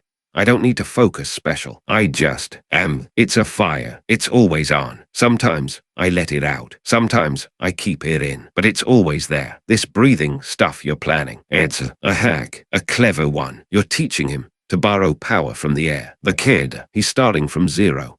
Exactly, Yurikodaki said, turning back to Tenjiro's pathetic, heaving form. He is human, which means he must learn. Your way is impossible for him. He has no fire. He must learn my way. He must learn to make a storm from the air he breathes.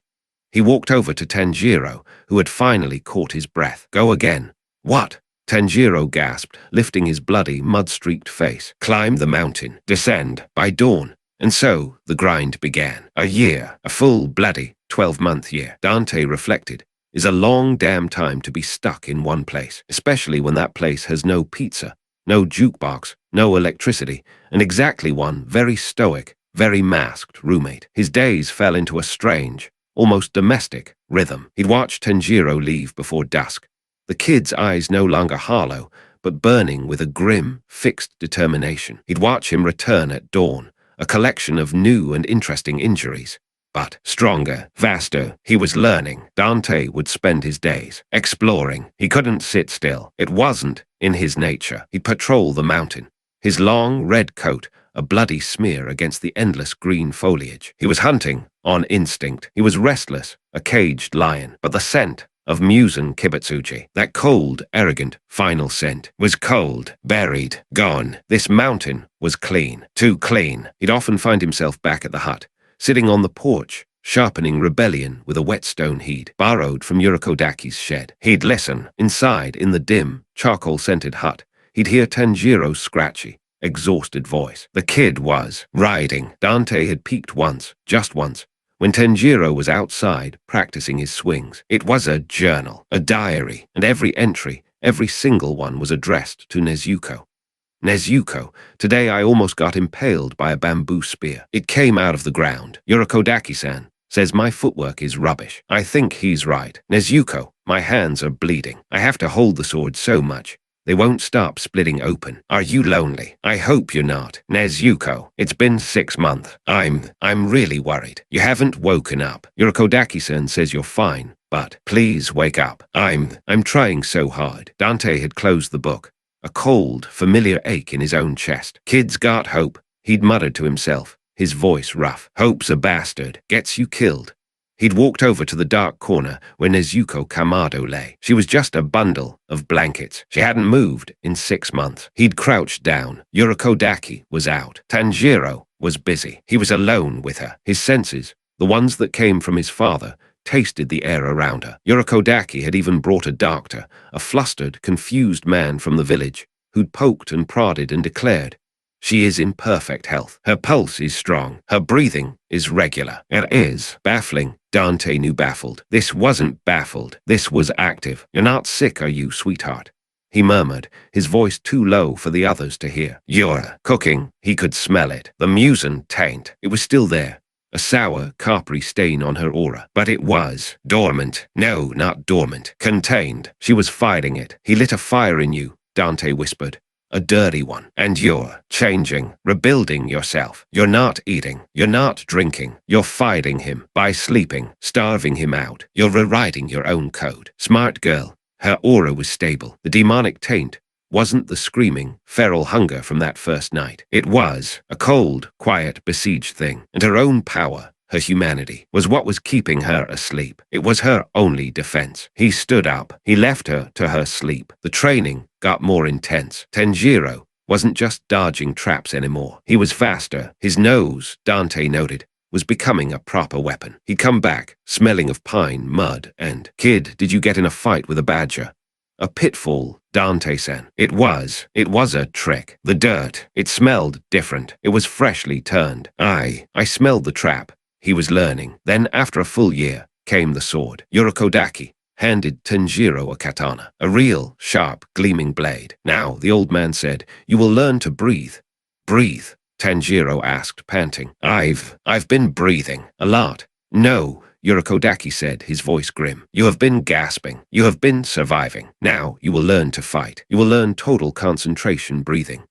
Dante watched from the sidelines, leaning against Rebellion's blade, which he'd plunged into the hard-packed earth. Yurikodaki explained it, expanding the lungs, flooding the blood with oxygen, supercharging the human body to its absolute limit, making it as strong as a demon. Tanjiro finished, his eyes wide. "Correct," Yurikodaki demonstrated. He struck Tanjiro in the gut. "Hard. Breathe, smack. Tense your stomach. Breathe, smack. It's about control," Dante found himself saying, unable to shut up. The kid was flinching before every hit. "He's right, you know. You're reacting. You need to anticipate. It's not about not getting hit. It's about how you get hit." Tanjiro looked at him, confused, nursing his stomach. Dante sighed. "Here." He waved the kid over. Yurikodaki watched, silent, his masked head tilted. "Hit me," Dante said. "What? Hit me?" "In the stomach, as hard as you can." Tanjiro looked at Yurikodaki, who just nodded once, slow. Tanjiro took a breath, balled his fist, and punched Dante square in the abdomen. His fist connected with Dante's red coat, with a flat, dull thud. It was like punching a side of beef. Dante didn't move, didn't even blink. "Pathetic," Dante said, not unkindly. Again, Tanjiro did it again. Harder, thud, again, thud. I can't," Tanjiro panted, his knuckles red and smarting. "You're not breathing," Dante said. "You're just swinging. This total concentration thing. It's just a fancy name for what every good fighter knows. You pull the world in, then you push it out. But you're trying to push before you've even pulled." He tapped his own chest. "Back where I'm from, power isn't about the air. It's about a fire inside." He thought of his devil trigger, the searing, roaring furnace that erupted in his blood. "I let it build and build until I can't hold it anymore." And then he flicked his fingers. A tiny red spark of demonic energy snapped into existence with a crack and died. "Then I let it go. You don't have that fire, kid, so you've got to use the air. Breathe it all in. Hold it. Become the pressure. Then let it explode. Try again." Tanjiro looked at his fist. He closed his eyes. He took a long, shuddering, deep breath. HSSSSS. His entire frame seemed to swell. Dante could feel the kid's aura charge. "Now," Dante ordered. Tanjiro roared. A raw, desperate sound, punching Dante in the exact same spot. This time, there was a crack. Dante actually grunted. A small oof of air escaped him. He'd felt that. Tanjiro's eyes shot open, horrified. I'm sorry." Dante just grinned, a slow, wolfish, proud thing. "See, now you're getting it. From there, it was the forms, the 10 forms of water breathing. Dante watched Urokodaki drill him endlessly. First form, water surface slash. Second form, water wheel. Third form, flowing dance. It was, Dante had to admit, pretty. The way the kid moved, the way the water seemed to follow his blade, a visual echo of his technique. It was elegant. It's rubbish, he said one afternoon. Tanjiro, who was soaked in sweat and river water, stopped mid-swing, his blade trembling. What do you mean, Dante-san? It's dancing, Dante said, kicking his boots up on the porch rail. You're doing a performance. Ooh, look at me, I'm a river. A fight isn't a river, kid. A fight is a damn tsunami. It's ugly. It's messy. It's not about flowing around the enemy. It's about crashing through him. The water style is about adaptation. Urokodaki's voice barked from the hut. It is the style, for one who must face any opponent. It is gentle when it needs to be, and ferocious when it must. Do not fill his head with your brawling. Hey, my brawling has put down guards, old man.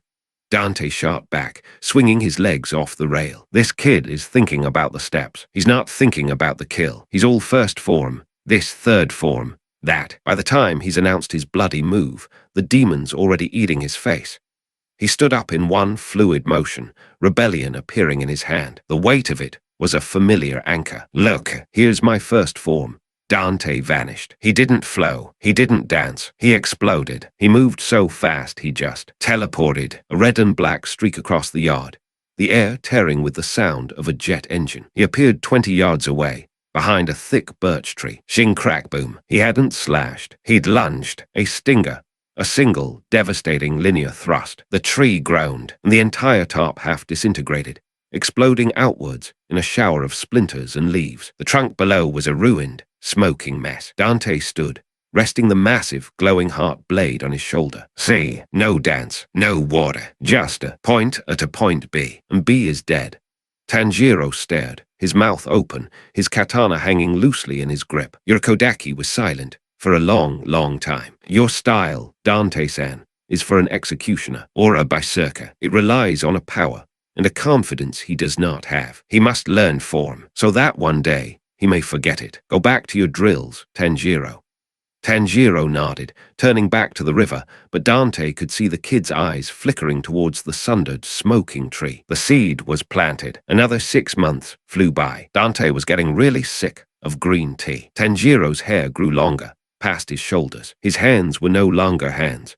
They were solid masses of calluses and scar tissue. He was no longer the soft boy from the mountain. He was lean, hard, and fast. He could run the mountain. He could breathe. He'd even, on Dante's insistence, learn to fight, not just dance. Stop getting hit.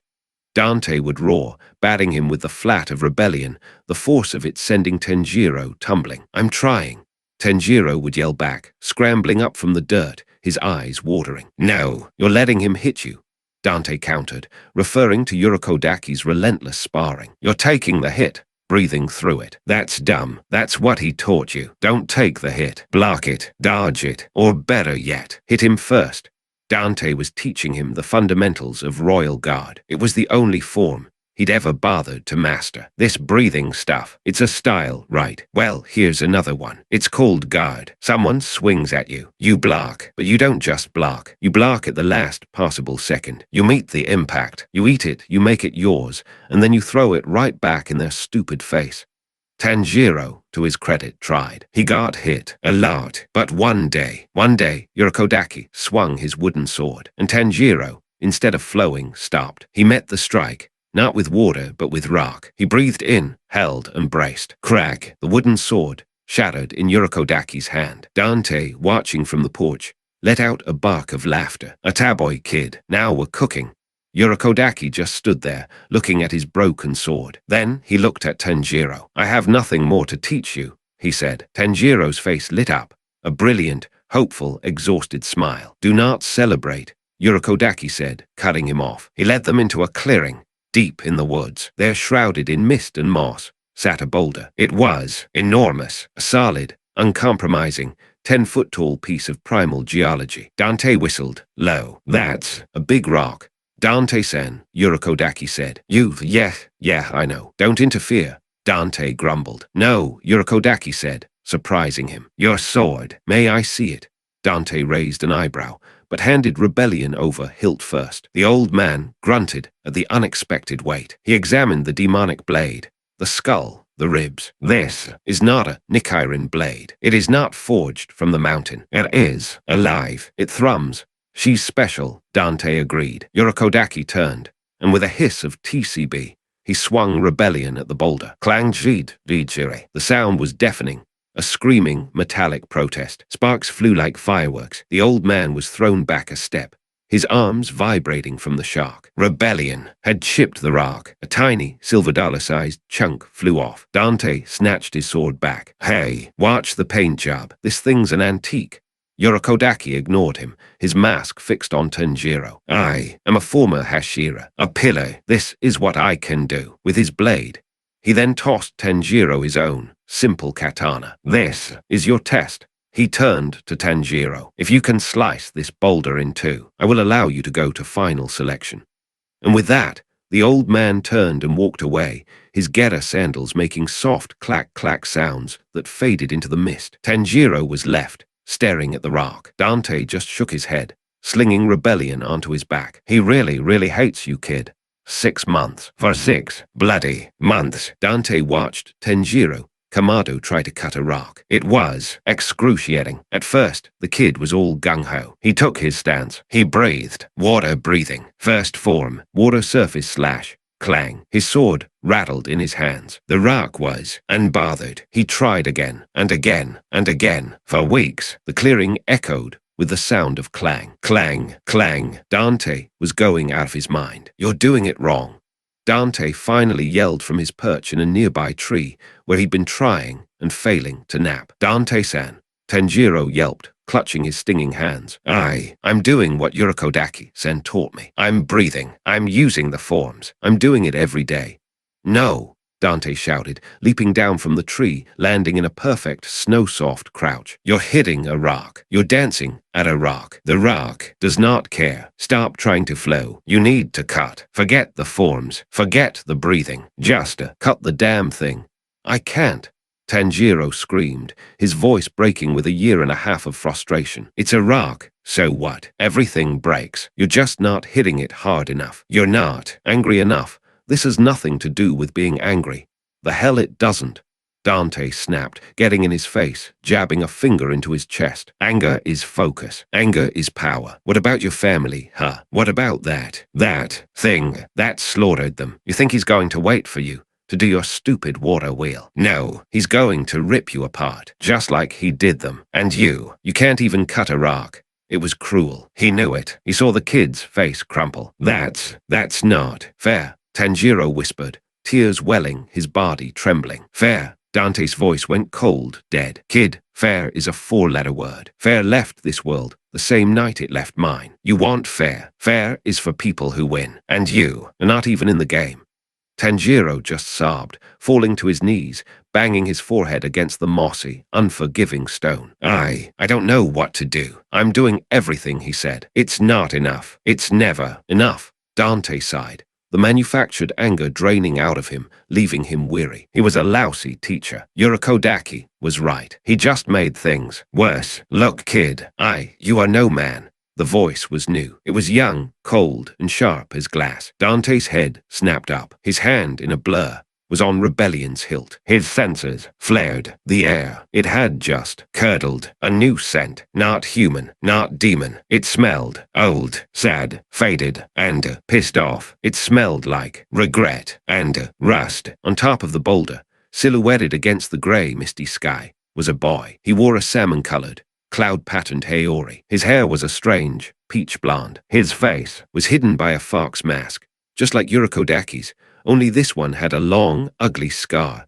an old wound, carved right by its painted mouth. Tanjiro looked up, his eyes wide, snot and tears on his face. Who are you?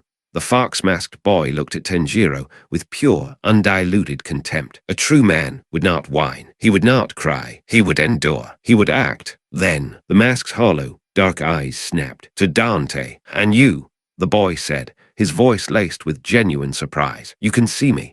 Dante relaxed his grip, a slow, dangerous smirk spreading across his face. See you, smell you, hear you. And you, kid, smell like a ghost, a very judgmental ghost.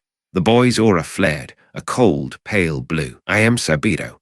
He leaped from the boulder, landing with impassable, leaf-like silence. He was holding a wooden sword. He ignored Dante and stalked towards Tanjiro. You are weak. You are soft. You have not mastered a single thing your Kodaki-san taught you. You have only memorized them. That's not true. Tanjiro scrambled up, grabbing his katana. I've learned it all.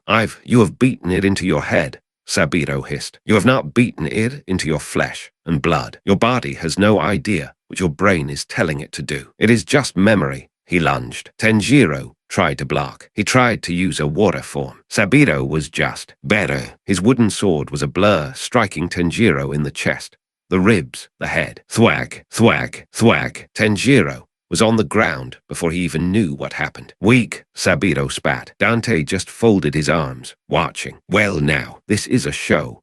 Saburo turned his mask to Dante. And your style, it is disgusting. All rage. No, purity. You pollute him with your brawling. Pollute. Dante laughed. Kid, I'm spicing him up. It was all please and thank you. At least now, he knows how to hit. You're just hitting him. He knows nothing. Saburo roared and he charged at Dante. Dante didn't move. Saburo was fast. Dante would give him that. For a dead kid, he was very fast. His feet didn't seem to touch the ground. He used TCB, a hiss of air, and swung his wooden sword right at Dante's head. Dante didn't even draw rebellion. He didn't use trickster. He just caught it. His gauntleted hand snapped up, grabbing the wooden blade inches from his face. Silence. Saburo's masked gaze was one of pure, abject shock. He pulled. The sword didn't budge. Nice swing, Dante said, his voice bored. You're fast, but you've got no weight. All snap, no punch. You're an echo, kid, and echoes don't hit very hard.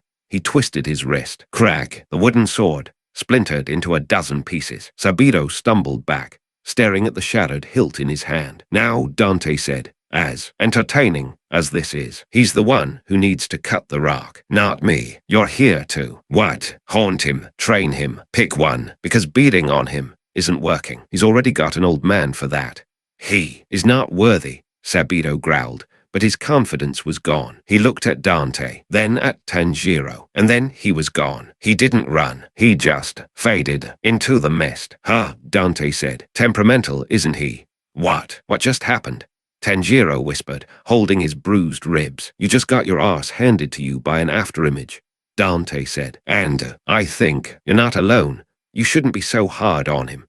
A new voice, soft as a breeze, came from the mist. A new figure emerged. A girl. She wore a flowery kimono and a fox mask, this one with painted blue flowers on the cheek. She too looked at Dante. Her aura. Dante's smirk faded. This one was just sad. The scent of her was old, faint, and final. You can see me too, she asked, her voice a melody. Yeah, sweetheart. I can, Dante said, his tone softer. Who are you? The good cop. She giggled. I am Makomo. He is Saburo. We are Sakonji's children. Dante's face hardened. Aye, children, as in dead children. Got it. This mountain isn't just a training ground. It's a graveyard, and you two are the welcoming committee. Makomo's mask tilted. We are the ones who failed. All of us. We are here, watching. He, Saburo, he was the strongest. He failed too, at final selection. Final selection, Tanjiro whispered, his face pale. The test. Saburo wants you to be better, Makomo said, turning to Tanjiro. He doesn't want anyone else to fail. He's angry at himself. She walked over to Tanjiro. You're not breathing right. Your forms, they have habits, bad ones. Your flowing dance is too stiff. You're wasting movement. Let me show you. And so, the real training began. For another 6 months, Dante watched a living boy train with 2 ghosts. Saburo would appear, challenging Tanjiro to a duel, and Saburo would win every single time. He was faster, stronger, his water breathing flawless. You haven't mastered it, Saburo would roar, his wooden sword cracking against Tanjiro's. You just know it. It is not you. Then, after Tanjiro was a heap on the ground, Makomo would appear. You're thinking too much about the form, she'd say gently. You're not thinking about where the blade needs to go. Feel the flow, not just of the water, but of everything. Dante stayed out of it. This was personal. This was spiritual. This was out of his league. He just watched. He watched Tanjiro's movements change. He was still using the water forms, but they were different. They were faster, sharper, and Dante noted with a private smirk. They were laced with his own lessons. When Tanjiro flowed, he flowed. But when he struck, he struck. He was mixing the dance with the kill. He was flowing into a stinger. He was using a water wheel to set up a royal guard block. He's making his own style, Dante muttered, fascinated. He's a hybrid, just like me. One evening, Dante was sitting with Makomo on the boulder, his legs dangling off the side, watching Tanjiro practice alone. "You're not from here," Makomo said, her voice quiet. "Nope," Dante said, popping his neck. "Your world, does it have demons too?" "Yeah, you could say that. We're lousy with them. Big ones, small ones, ones that look like bugs, ones that look like, well, let's just say they're creative. And you hunt them, like us. It's the family business," Dante said, his voice flat. "Why?" she asked. Dante stopped. He looked at her. Her mask seemed so empty. "Why?" The usual smart-ass answer died on his lips. "Because they're loud, they're messy, and because one of them killed my mother a long time ago."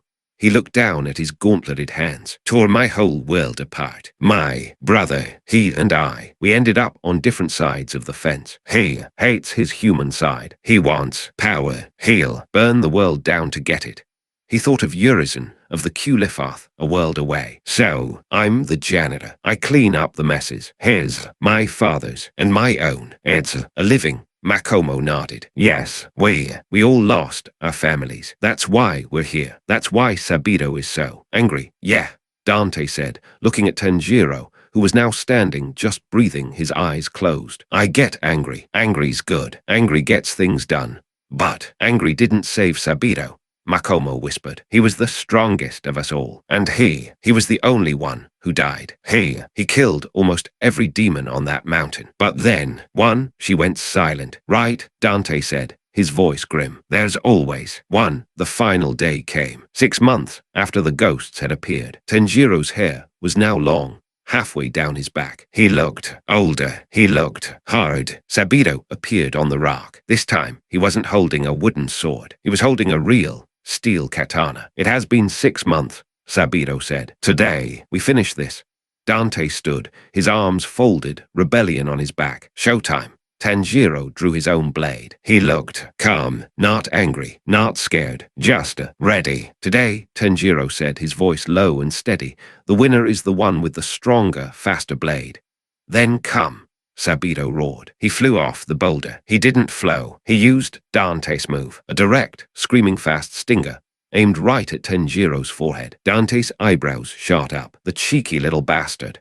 Tanjiro didn't move. He didn't block. He didn't dodge. He just breathed. And in that instant, Dante saw it. He'd been seeing it for months, but now it was clear. The kid's nose, when Tanjiro truly, perfectly focused, a scent would appear, a scent that Dante's own demonic senses could just barely register. It was the opening thread. It was the smell of weakness, the smell of an opening. And as Sabito charged, the thread stank. It was a line, stretching from Sabito's blade, right to Tanjiro's. "Now, kid," Dante roared. Tanjiro moved. He didn't use a water form. He didn't use a guard. He just cut. His blade came up. A single, pure, perfect, upward slash. Shia-ying. The sound was final. It was the sound of a bell ringing at the end of the world. The blades met, and then silence. Tanjiro was standing, his sword held high. Sabito was standing opposite him, and Sabito's mask split in two, falling away from his face. His real face was young, scarred, and he was smiling. "Tanjiro," Sabito whispered, "you did well. Do not forget it. Win. For us too." Makomo was there by the boulder, her mask off, tears in her eyes. She was smiling too. "You'll win, Tanjiro." And then they just faded like mist in the morning. The scent, Dante sniffed the air. The old, sad, angry smell of rust and regret was gone. The air was just clean. "They're gone," Dante murmured. They were waiting, just waiting for someone to be better, to win, to set them free. Ghosts, always so dramatic. He looked at Tanjiro. The kid was standing there, his sword held aloft, his eyes closed. Dante looked past him, at the boulder. A massive, perfect vertical slash ran straight through it, with a low, groaning, grinding sound. The boulder split. The two halves slid apart and crashed to the forest floor. Tanjiro had, in that single instant, cut both Sabito's mask and the rock. At the same time, Tanjiro opened his eyes, staring at the bisected stone, his body trembling. Dante let out a low whistle. "Well, I'll be damned," he said, a genuine rare grin splitting his face. "You actually did it. You cut the rock, kid. Took you long enough. A new scent. Pine. Urokodaki." The old man stepped out from the trees. His mask was unreadable. He looked at the split boulder. He looked at Tanjiro. He walked over. He patted Tanjiro's head. "I did not intend for you to return," Urokodaki said, his voice thick, heavy. "I did not want another of my children to die. I gave you an impossible task." He looked at the rock. "You have done well, Tanjiro Kamado." He gripped the kid's shoulders. "You are a remarkable boy. Go to final selection." Tanjiro just collapsed, burying his face in Urokodaki's blue jinbei, sobbing, not in sadness, but in release. Dante watched the old man comfort the kid. He turned away, giving them the moment, and looked up at the grey sky. So, he muttered to himself, a year and a half. Kid's gone from charcoal seller to a bona fide rock cutter. He's got his ticket to the big show. Final selection. He ran a hand through his white hair, a thoughtful, almost grim expression on his face. "Sounds bloody. Kid's got no idea what he's really in for." But he glanced back towards the hut, where Nezuko still slept, her aura a quiet, steady, wading pulse. "He's got a reason. And in this world, just like in mine, a reason is the only weapon that matters." Chapter 03. 7 days amongst the wisteria, the sound of the boulder splitting was utterly final. It was not a crack, but a deep, geological groan that seemed to rise from the very bones of the earth, a sigh of profound release that echoed through the mist-shrouded forest. Tanjiro Kamado stood frozen, his katana held high above his head, his entire body trembling with an exhaustion so deep it felt as if his soul was vibrating. His long, reddish-black hair was matted to his brow with sweat and grime, and his wide, bloodshot eyes stared at the two perfect, moss-covered halves of the stone that had been his prison and his purpose for 6 agonizing months. He had done it. From the edge of the clearing, a low, appreciative whistle cut through the silence. "Well, I'll be damned," Dante drawled, his voice a gravelly counterpoint to the quiet woods. "You actually did it. You cut the rock, kid. Took you long enough." As if summoned by the momentous event, a figure emerged from between the ancient pines, the scent of old, cold steel seeming to precede him. Sakonji Urokodaki stepped into the clearing, his iconic red Tengu mask as unreadable as ever, concealing whatever thoughts lay behind it. His gaze fell first upon the sundered boulder, then shifted to Tanjiro, who looked as though a strong gust of wind might shatter him completely. Without a word, the old man walked over to his student. He did not praise him. He did not offer congratulations. He simply reached out a rough, calloused hand and gently, almost reverently, patted Tanjiro's head. That simple, paternal touch was all it took. The boy's composure, a fragile dam built over a year and a half of sheer, bloody-minded determination, finally broke. The katana fell from his numb fingers, clattering onto the damp earth as a wave of gut-wrenching sobs overtook him. I did not intend for you to return," Urokodaki said, his voice thick and heavy, laden with a grief that Dante was only just beginning to comprehend. "I swore I did not want to see another of my children die. I gave you an impossible task, hoping you would give up and live." He looked from the boy to the rock. "You have done well, Tanjiro Kamado." He gripped the boy's trembling shoulders, his hold firm and grounding. "You are a remarkable boy. Go to final selection." Tanjiro simply collapsed, burying his face in Urokodaki's worn, blue jinbei, his body racked with shuddering cries. These were not the desperate, terrified sobs from the night his family was slaughtered. These were the tears of pure, unadulterated relief, the sound of a floodgate, strained for an eternity, finally giving way. Dante watched the old master comfort the boy, a strange feeling twisting in his gut. This whole world was profoundly strange. It operated on a currency of raw, unfiltered feeling. It was accustomed to demons who cackled maniacally and heroes who postured with grand speeches. He was not used to this quiet, profound, earned emotion. Turning away to grant them a measure of privacy, He tilted his head back, gazing up at the overcast sky. So, he muttered to himself, a plume of steam escaping his lips into the cold air. A year and a half. The kid's gone from a charcoal seller to a bona fide rock cutter. He's got his ticket to the big show. Final selection. He ran a hand through his shock of white hair, his expression turning thoughtful, almost grim. Sounds bloody. The kid has no idea what he's really in for. But he glanced back towards the humble hut, where Nezuko Kamado still slept, her demonic aura a quiet, steady, waiting pulse in the back of his mind. He's got a reason. And in this world, just like in mine, a reason is the only weapon that truly matters. That night, the atmosphere inside the small hut was transformed. Urokodaki, for the first time since Dante had unceremoniously crashed into his life, was not a stoic drill sergeant. He was a guardian, a father figure celebrating his son's triumph. He bustled around the small, sunken hearth, and a rich, tantalizing aroma soon filled the cramped space. This was not the simple fare of subsistence, not just rice and pickles. This was a feast. A massive, steaming nab pot sat over the flames, brimming with wild mushrooms, tender chunks of fresh fish, and an assortment of vegetables that Urokodaki must have spent the entire day gathering. Tanjiro's eyes, still red-rimmed and swollen, grew wide. Urokodaki-san, you shouldn't have. Eat, the old man commanded, his voice retaining its characteristic roughness, but the harsh edge was gone, replaced by a deep, resonant warmth. You have earned it. You have grown strong. You need your strength for the path ahead. Dante, feeling ridiculously oversized as he sat cross-legged on the tatami mat, accepted a bowl with a nod of thanks. He took a tentative sip of the broth. His eyes widened in genuine surprise. It was incredible, rich, savory, and scaldingly hot. It warmed him from the inside out. It was, he realized with a jolt, the single best thing he had eaten in 18 long months. Damn, old man, Dante said, his mouth half full. You've been holding out on us. This is seriously good. We only had to cut a rock for this. What do we have to do to get a pizza? Slay your demon king. Urokodaki's masked face simply turned towards him. Wait, you will both be traveling soon. Dante raised a silver eyebrow. Oh, we will we? Tanjiro glanced between them, a flicker of confusion on his face, but he was far too hungry to question it. He ate with a desperate, quiet focus, as if refueling a body and spirit he had pushed to the absolute brink of collapse. As the meal wound down, the mood grew more serious. Tanjiro, Urokodaki said, placing his empty bowl aside. There are things you must know about the true nature of demons.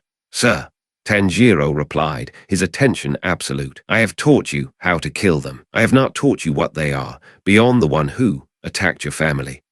Dante leaned back against a wooden post, nursing a cup of hot tea, listening intently. This was lore, and lore was always useful. A demon's strength, Urokodaki explained, his voice dropping to a low, solemn tone, is directly proportionate to the number of humans it has devoured. Dante grunted in understanding. Right, they level up by eating people. Got it. Sounds familiar.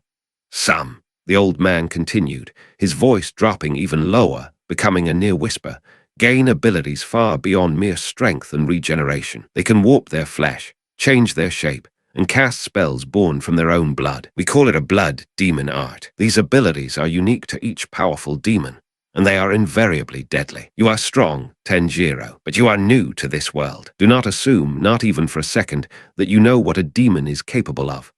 I understand, Tanjiro said, his face paling at the thought of such horrors. And Dante-san, yeah, your firearms. They are loud and flashy, but they will not kill a demon. Not permanently. You know this. A bullet cannot sever a head.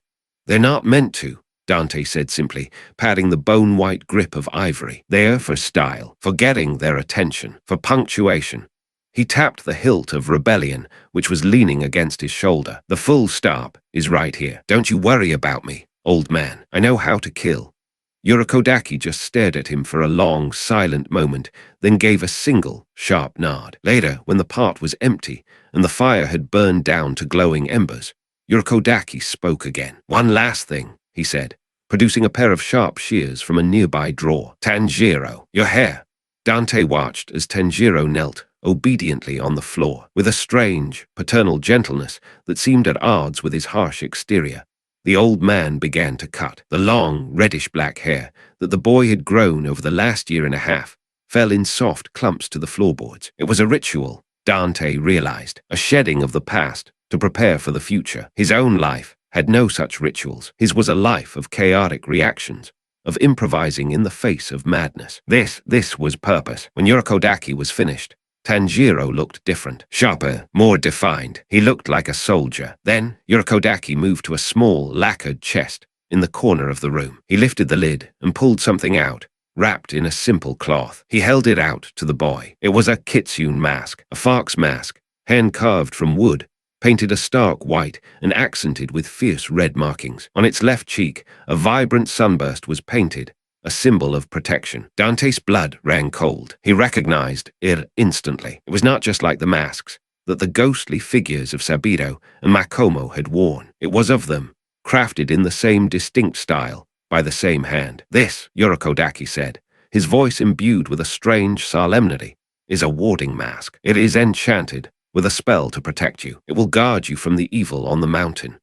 Tanjiro took it, his hands trembling as he held the mask as if it were a holy relic. Thank you, Yurikodaki-san. Thank you for everything. Dante stared at the mask, his mind racing, the pieces clicking into place with horrifying clarity. A warding mask. He looked from the mask to Yurikodaki. The old man, he's sending this kid to his death, and he doesn't even know it. The mask isn't a ward. It's a target. He didn't say anything. He couldn't. How could he? Hey kid, that mask, the one your beloved master just gave you. Yeah, I'm pretty sure it's a death sentence. The two ghosts who helped train you, they were wearing identical ones, and they are, well, ghosts. Good luck. He couldn't bring himself to shatter the boy's spirit. Not now. This was their story, their tragedy. He was just an unwilling spectator. He stood up, stretching his long frame until his joints popped loudly in the quiet room. Right, that's all very touching. When do we leave? Both Tanjiro and Yurikodaki looked at him, startled. Dante-san, Tanjiro asked, his voice small. You're not going, are you? Going. Kid, I've been stuck on this god-forsaken mountain for a year and a half. My coat is starting to smell like pine needles. Of course, I'm going. Where is this final selection anyway? Dante-san, Yurikodaki said, his voice a low, rumbling warning. That is not your place. It is a trial for aspiring slayers, for humans. And I'm humanish, Dante shot back with a smirk. Look, I'm not here to take your test. I've got no interest in joining your little slayer club. I'm just bored. I'm a hunter by trade, and you're sending this kid, our kid, into a forest you've personally filled with captive demons. You really think I'm not going to tag along to see the show? He grinned, a sharp, feral expression that was all teeth. Besides, a mountain full of captive demons. That sounds like my kind of party. Consider me the chaperone. Yurikodaki's hands, hidden in his sleeves, clenched into tight fists. Dante could practically smell his frustration. But he also knew the old man couldn't physically stop him. Do not interfere. Yurikodaki finally growled, his voice a low threat. This is his trial, his and his alone. Yeah, don't interfere.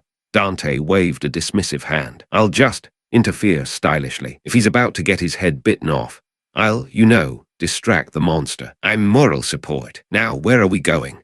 The journey was long. Before they left, Tanjiro, his hair now cut short and his new warding mask tied securely to the side of his head, knelt by Nezuko's sleeping form. He held her small, cold hand in his own, his touch gentle. Nezuko, I'm going now. I promise I'll come back. I'll become a demon slayer, and I'll find a way to wake you up, to cure you. I promise.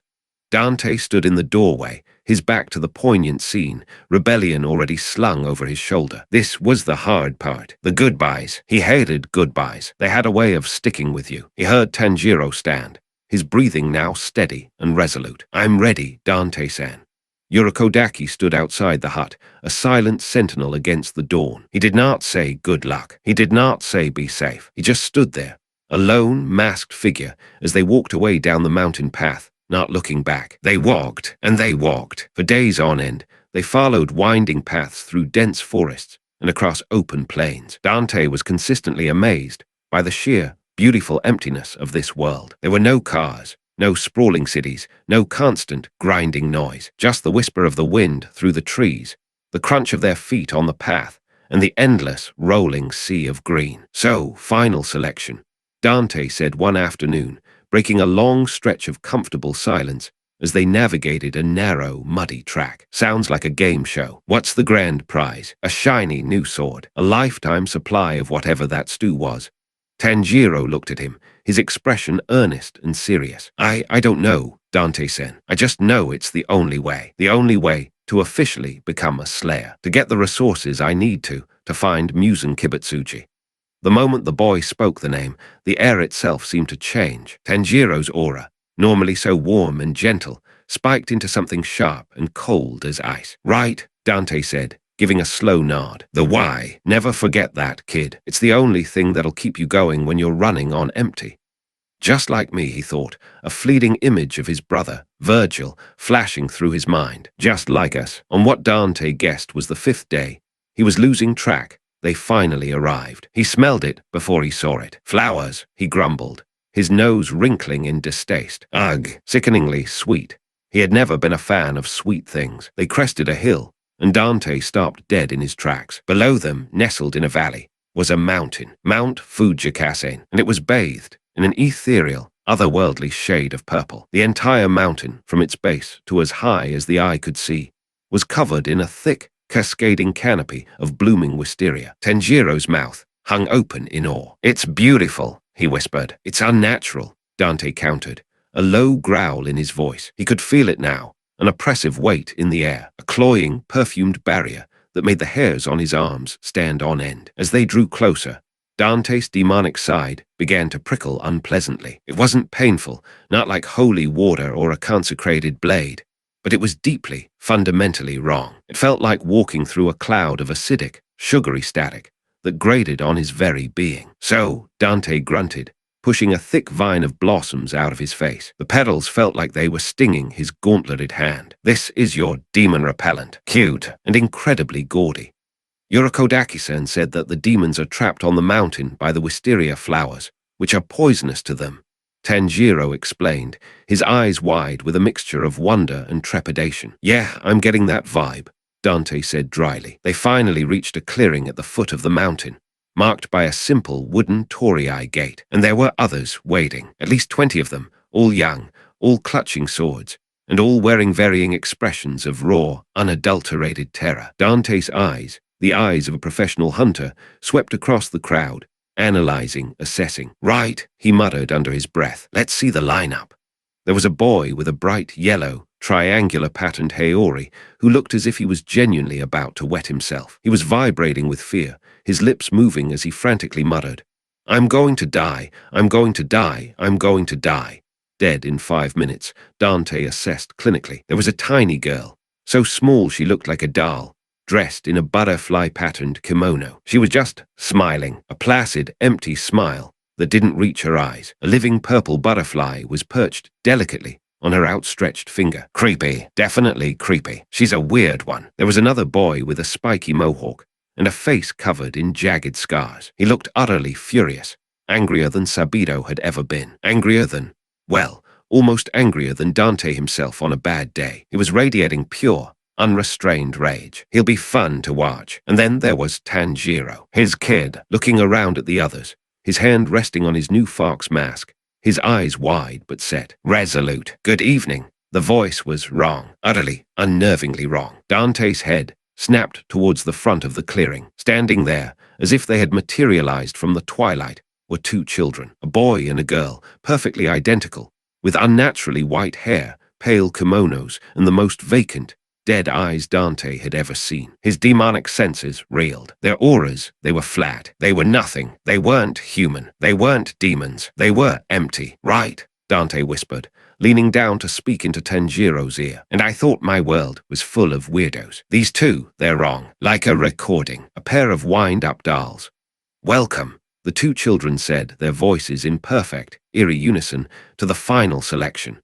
They began to explain the rules, their monotone voices never changing pitch or inflection. You must survive, the girl said. For 7 days, the boy continued. Within the wisteria prison, the girl added, where demons captured alive by the demon slayer masters are trapped. Survive for 7 days. They repeated together, their heads tilting at the exact same angle, and you will have passed the trial. Now begin. And that was it. No further instructions. No words of encouragement. The assembled candidates, after a moment of stunned silence, just started running, scattering like frightened birds into the dark forest beyond the gate. The terrified blonde boy was screaming at the top of his lungs as he sprinted. The Mohawk kid just stomped into the woods with a furious snarl. Tanjiro took a deep, steadying breath. He looked at Dante, his eyes filled with 1,000 unspoken fears. Dante-san, yeah, be careful, don't die. Got it, Dante said, rolling his shoulders and stretching his neck. Right, 7 days. A walk in the park. Try not to get eaten, kid. It's messy. Tanjiro nodded, his face grim with determination. He tightened his grip on his sword and ran, disappearing into the shadows of the mountain. Dante, in no particular hurry, simply strolled in after him, his hands stuffed casually into his coat pockets. The second he passed the invisible line of the wisteria barrier, the air changed. The cloying, sweet, acidic smell vanished instantly. It was replaced by a stench, so foul it was almost a physical blow. The thick, coppery smell of old blood, the damp rot of a place that never saw sunlight, the mildewed decay of forgotten things, and underneath it all, the cold, feral, diseased taint of this world's demons. And Dante murmured, a slow, dangerous grin spreading across his face as he pulled his hands from his pockets, his fingers flexing. There it is. Let's rock. The first 2 days were a chaotic blur of violence and survival. Tanjiro, to his credit, was good. In fact, he was better than good. Dante stayed a few paces back, observing, letting the kid handle his own business. This was his show, after all. The first demon, a low-level, two-horned brute, burst from the trees, drool dripping from its fangs. A human, a fresh human, it roared. Tanjiro did not hesitate. He drew in a sharp breath, the sound like a quiet hiss. HSSSSS. Water-breathing, fourth form, striking tide. He moved with a fluid, lethal grace. He became a blur of his green and black checkered Haori, his Nichiren blade a silver arc, slicing through the gloom. And as he moved, Dante saw it. Actual, tangible water seemed to trail from his sword, forming a crashing wave of energy. Shing! The demon's head flew from its shoulders, its body dissolving into ash before it even hit the ground. Dante blinked. So the water, it's not just in his head. It's real. The kid's a magic user. Not bad, kid, Dante called out as Tanjiro stood panting, shaking the residual dust from his blade. Tidy. I'll give it a 7 out of 10. A bit too much flair. Not enough punch, but clean. Tanjiro nodded, accepting the critique without complaint. Not long after, another demon, a crawling, spider-like thing with too many eyes, attacked from the shadows. Tanjiro dispatched it with the second form. Water Wheel, a perfect vertical slash that was both beautiful and brutally effective. 8 out of 10, Dante called. Nice rotation. Then, as they moved deeper into the forest, 3 of them burst from the undergrowth at once, surrounding him. Tanjiro tensed, his eyes darting between the snarling creatures. Too many kid. Breathe, Dante said, his voice laced with a deliberate, almost insulting boredom. One of the demons, a gaunt, lanky creature, fixed its gaze on the far larger figure standing behind the boy. It hissed, its tongue flicking out to taste the air. A new one, a big one. He smells strong.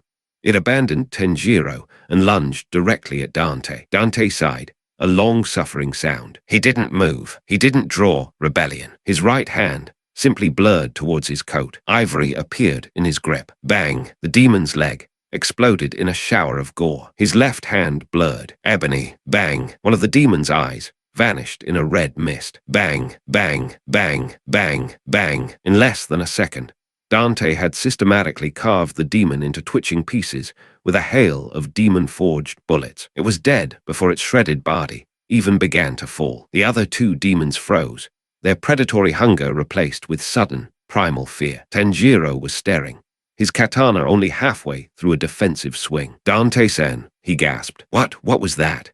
Dante spun ivory on his finger with practiced flair before holstering it. Guns, he said simply. This one's ebony. This one's ivory. They are new here. Say hello.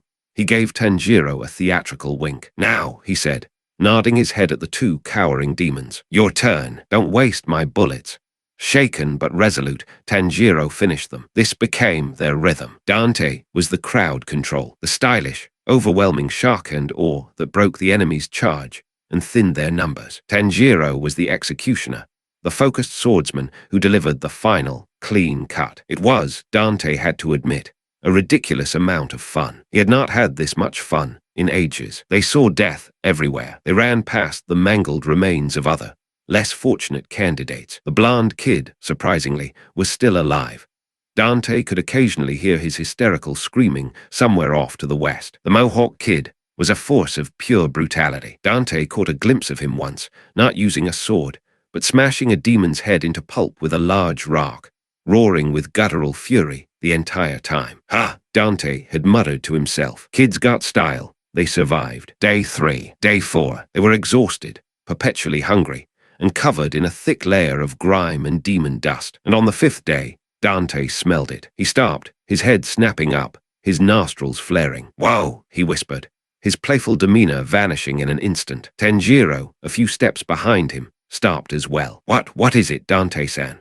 Dante's nose wrinkled in disgust. "That's a big one," he muttered. The stench rolled through the forest like a physical wave. It was not just the smell of rot. This was ancient, layered, and complex. It smelled like a festering sewer, like the coppery tang of rust and old blood, and like putrid, unholy flesh that had been corrupting for decades. "And is that rust?" Dante mused aloud. I smell it too," Tanjiro whispered, his face pale, one hand coming up to cover his nose. "It's awful. It's so strong." They found it in a large, barren clearing. It was massive, a grotesque, pulsating, marble green blob of flesh, absolutely covered in arms. Dozens and dozens of arms. Muscled arms, withered arms, long, spindly arms, and short, stubby arms, all writhing and flexing like a nest of serpents. And it was toying with another candidate. It held the terrified boy aloft in one of its many hands. "No, please, don't," the boy cried, his struggles futile. The thing giggled, a high-pitched, wet, gurgling sound that made Dante's skin crawl, and then it simply crushed him, the sickening crunch of bone echoing through the clearing. Dante winced. That's new and disgustingly creative. The demon casually tossed the mangled body aside and turned, its single, enormous yellow eye, with its slitted pupil widened. It looked past Dante. It looked directly at Tanjiro. It saw the fox mask, a fox cub. It hissed, its voice like gravel being churned in a blender. Another one of his precious children has come to me." Tanjiro froze. "What?" The hand demon cackled, a sound of pure, malicious glee. Yes, I know that mask. It is the mark of Urokodaki. I promised myself I would kill every single one of his students." Dante glanced at Tanjiro. The boy's face was as white as a sheet. "He caught me," the demon shrieked, its multitude of arms waving manically. 47 years ago, that wretched old man trapped me on this mountain. I have been here ever since, eating, and I have eaten 50 of his children." It pointed a long, bony finger directly at Tanjiro. "You will be number 51. 50. Tanjiro whispered, the word barely audible, his mind reeling. Yes, and oh, how I loved devouring them, especially those two, the one with the peach-colored hair. He was the strongest of them all. Dante saw Tanjiro's knuckles turn white as he gripped the hilt of his sword. Sabito, yes, that was his name. The demon cackled in absolute delight. He was so fast, so angry, but his blade was no match for my neck. It snapped in two. And oh, the girl, Makomo, the one with the flowers in her hair. She was so weak and clumsy. I tore her limb from limb before she could even cry. That was it. Tanjiro's fragile control snapped. "Shut up," he roared, his voice raw with a grief and fury so profound it was terrifying. He charged. It was sloppy. All rage and no technique. "Kid, wait," Dante yelled, but it was too late. Tanjiro was not listening. He was pure, unthinking vengeance. Water breathing, 7th form. Drop, ripple, thrust curve. He launched himself into a powerful stabbing attack. The demon just smiled, a wide, hideous grin. A dozen arms shot out from its body, swatting his blade aside as if it were a toy. A massive, meaty hand backhanded him across the face. Crack! Tanjiro flew through the air, crashing hard into a tree at the edge of the clearing. He slumped to the ground in a heap, his warding mask cracked down the middle. Yes, the demon giggled triumphantly. "You are all the same. You see me, you learn the truth, and you break." It lunged towards Tanjiro's unconscious form, its mouth drooling. "My turn." Dante moved. He wasn't a blur. He wasn't a streak of red light. He was simply not there one moment, and then he was. A flash of red energy. Trickster. And he appeared directly between the lunging demon and Tanjiro. Rebellion was already in his hand, its demonic nature humming in anticipation. Shinklang, he blocked the massive, descending hand, the impact sending a shower of sparks flying like a grindstone. The force was immense, driving him back a single step, his boots digging into the earth. The demon recoiled in shock. What? You are not one of his. You are not a fox cub. Your smell. Its eye widened in horrified recognition. It is disgusting. Hot, like fire. You are a demon, but not one of ours. Dante smirked, the expression all predatory confidence. Rebellion thrummed in his hand. Hungry. Let's just say I'm complicated, and you, my friend, are ugly. Seriously, offensively ugly. You're giving my nightmares nightmares. I'll eat you first. It shrieked, its voice cracking with rage. Get in line, Dante retorted coolly. He attacked. Stinger, he blasted forward in a burst of speed, burying Rebellion hilt deep in the demon's fleshy chest. It roared in pain and fury. With a guttural yell, Dante ripped the blade upwards. High time, slashing clean through 5 of its arms. They grew back almost instantly. Ah, Dante grunted, deftly dodging a massive fist aimed at his head. A healing factor. Cute. He did not have time for a prolonged battle. He needed to end this quickly. He drew ebony and ivory. Bang, bang, bang, bang, bang. He unloaded both clips directly into the creature's face, the consecrated bullets shredding its eye and mouth into a bloody pulp. They grew back just as quickly. Okay, Dante grunted, flipping backwards through the air as a dozen grasping hands tried to grab him. So you're tough, but you're slow. He began to move, a fluid dance of red and black, constantly taunting the lumbering beast. Come on, slowpoke. Is that all you've got? My grandmother hits harder than that, and she's dead.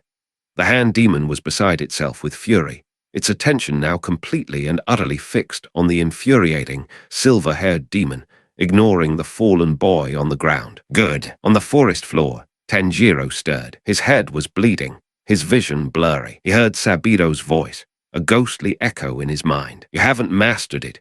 You have only memorized it. He saw their faces, Sabido and Makomo, their presence a comforting warmth around him. He struggled to his feet. His breathing changed. It was no longer ragged with pain or choked with anger. It was calm, cold, a perfect, rhythmic cycle. HSSSSSS. Dante, in the middle of a stylish dodge, saw the shift. He skidded to a halt, a grin touching his lips. Ah, he breathed. There he is. He used Trickster again, vanishing in a flash and reappearing next to Tanjiro. You good, kid? Had a nice nap. The hand demon stopped its rampage, its single eye swiveling to look at them both. Two to eat. Dante-san, Tanjiro said, his voice quiet but steady. Its neck. That is its weakness, but it's so thick I can't. Dante looked. He could smell it now. The focal point the kid was seeing. The opening thread. He could not see it, not like Tanjiro, but he could sense the vulnerability the boy was sensing. A flicker, a seam in the monster's defense. My opening thread, Dante said, spinning Rebellion in his hand, is usually called a bigger sword. But I get it. This one's yours, kid. He insulted your family. He looked at Tanjiro, his blue eyes sharp and serious. So, here's the plan. I'll make the opening. You do that water dancey thing. Got it, but Dante-san, it's too fast. No buts, Dante snapped. It's a party. Let's rock. Dante charged. He didn't aim for the neck. He aimed low. He slammed Rebellion into the ground, at the very base of the demon's pulsating body. Drive! A shockwave of pure red demonic energy erupted from the blade, blasting the demon's lower arms to shreds and staggering the entire creature. It roared, instinctively raising its main arms to protect its regenerating face. Bad move, Dante yelled. He unleashed a storm of bullets from ebony and ivory, the guns blazing in his hands. Bang, bang, bang, bang, bang. He wasn't aiming for the head. He was aiming for the thick, corded muscles of the arms guarding its neck. Now, kid, Dante roared above the din. Hit the thread. The hand demon was exposed. Its guard was shattered. It was roaring in blind pain and fury. Tanjiro saw it. The thread. It was taut and glowing, stretching from the tip of his blade directly to the demon's vulnerable neck. It was perfect. He took one single, deep breath. Total concentration. He didn't shout. He didn't scream. In that moment, he was pure focus, pure intent. Water breathing, first form water surface slash. He was not sloppy. He was not angry. He was a razor's edge. A perfect, horizontal cut that flowed like water itself. Xiaiying. The sound was clean, pure, and utterly final. Dante skidded to a halt, ivory still smoking in his hand. For a heartbeat, the world went completely silent. The hand demon's massive head slid slowly, almost gracefully, from its neck. It toppled through the air, crashing to the ground with a wet, heavy thud. The body dissolved first, collapsing into a mountain of ash. The head landed at Tanjiro's feet. It was already disintegrating, but its single eye was staring up at him, and it was crying. Real tears. "My brother," it whispered, its voice now small and childlike. "Big brother, hold my hand." Dante reloaded his guns, ready to put a final bullet in its eye and end the pathetic display. But Tanjiro moved first. He knelt, and he gently took the demon's disintegrating hand in his own. Dante froze, his hands hovering over his guns. "Kid, what in the hell are you doing?" "He smells so sad," Tanjiro whispered, tears streaming down his own face, mingling with the blood and grime. "All that grief and pain, for so long." Dante said nothing. He just watched, utterly dumbfounded. He had seen thousands of demons die. They screamed, they cursed, they begged for mercy, they threatened his soul. They never, ever wept, and no one, least of all him, had ever held their hand as they faded into nothing. This kid, Dante thought, slowly lowering his guns. He prays for them. I just send him back to hell. A profound, unsettling respect settled in Dante's chest, a feeling he was entirely unfamiliar with. The demon faded completely, leaving only a lingering scent of profound sadness. Tanjiro stood up, his body shaking with exhaustion and adrenaline. "You okay, kid?" Dante asked, his voice rougher than usual. Tanjiro looked at his own hand, then up at the dark canopy. "Sabido, Makomo, I won." Dante clapped a heavy, gauntleted hand on his shoulder, the gesture surprisingly gentle. "Yeah, kid," he said softly. "You did." He looked around. The forest was dark and menacing, the sounds of distant screams a reminder that their trial was far from over. "Right," Dante said, sheathing rebellion with a decisive thud. "One down. We still have 2 days left on this bloody mountain." Tanjiro wiped the tears and blood from his face. He looked east, towards the faint, almost imperceptible promise of dawn. "Let's just get to the other side," Dante said. Dante's signature smirk returned. "Sounds like a plan." Chapter 04. A slayer's steel, a brother's tears the air, thick with the metallic tang of fresh blood and the ozone crackle of demonic decay, grew heavy with a foul, cloying dust. The hand demon's colossal, grotesque body, a monument to 50 years of gluttony and rage, was rapidly unmaking itself. It crumbled like ancient parchment touched by flame, dissolving into a swirling cloud of foul-smelling ash that the biting pre-dawn wind eagerly claimed and scattered across the bruised landscape of the mountain. The kill, however, felt disturbingly incomplete. Its severed head, a grotesque trophy lying at the feet of Tanjiro Kamado, remained stubbornly intact, and it was crying. From its single remaining yellow eye, a beacon of monstrous despair streamed thick, surprisingly human-like tears. They carved glistening tracks through the grime on its demonic flesh as it stared, unseeing, into the encroaching darkness of its own demise. "My brother," it whispered, the gravelly, cavernous voice that had boasted of slaughter now reduced to a thin, pathetic whimper. "Big brother, hold my hand." A palsied tremor ran through its own disintegrating, multi-jointed hand. The grotesque claws twitched, a final, desperate phantom limb reaching for a memory, for a warmth that had been extinguished half a century ago. With the cold, detached efficiency of a master craftsman, Dante ejected the spent casings from ebony and ivory and slid fresh, custom-loaded rounds into their chambers. The familiar metallic click was a comforting litany in the unsettling silence. His hunter's instincts, honed over a lifetime of slaughtering Hell's legions, were screaming a simple, undeniable truth. The job was done. The primary threat was neutralized. Time to cash the check and find the next gig. This creature, this walking atrocity, had gleefully confessed to murdering 50 aspiring demon slayers, including the spectral figures of Tanjiro's mentors, Sabido and Makomo. It deserved nothing more than contempt, a final bullet for good measure, and the oblivion it had so eagerly dealt out to others. But Tanjiro Kamado was not Dante. The boy, his slender frame racked with the violent aftershocks of adrenaline and profound exhaustion, his cracked fox mask hanging like a broken promise from his neck, took a shuddering breath and knelt. He lowered himself with a slow, deliberate grace that belied the hell he had just endured, his gaze fixed upon the weeping, dying monster at his feet. The inferno of rage that had fueled his final, desperate attack had burned itself out. In its place, Dante saw something that stopped him cold. A deep, soul-wrenching sadness. "Kid, what in the hell are you doing?"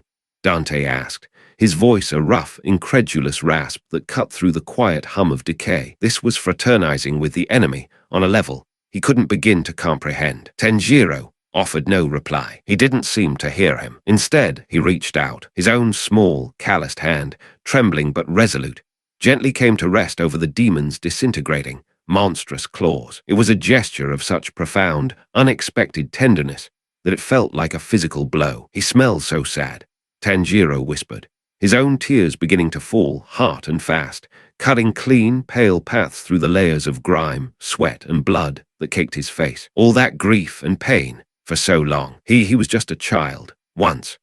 The demon's lone eye widened, its baleful yellow glare softening into something akin to shock. Its gaze locked onto Tanjiro. In that electric moment of contact, Dante saw it. A flash, a memory, pouring from the dying demon like blood from a mortal wound, flooding his own senses. It was not his memory, but he experienced it with a terrifying, first-person clarity. A little boy, small, frail, lost in an oppressive, suffocating darkness. He was crying, his tiny hand desperately clutching the larger, comforting hand of his older brother. The world was a terrifying place, but this one anchor, this one point of contact, made it bearable. "No, big brother, don't leave me then," a void. The brother was gone. The hand was empty. The darkness rushed in, and with it came a new scent, a cloying, intoxicating perfume of power and corruption. The scent of Musen Kibutsuji. The hunger followed, a gnawing, ravenous emptiness that could never be filled. And then, 50 years of murder. 50 years of trying to fill that void with the lives of other children.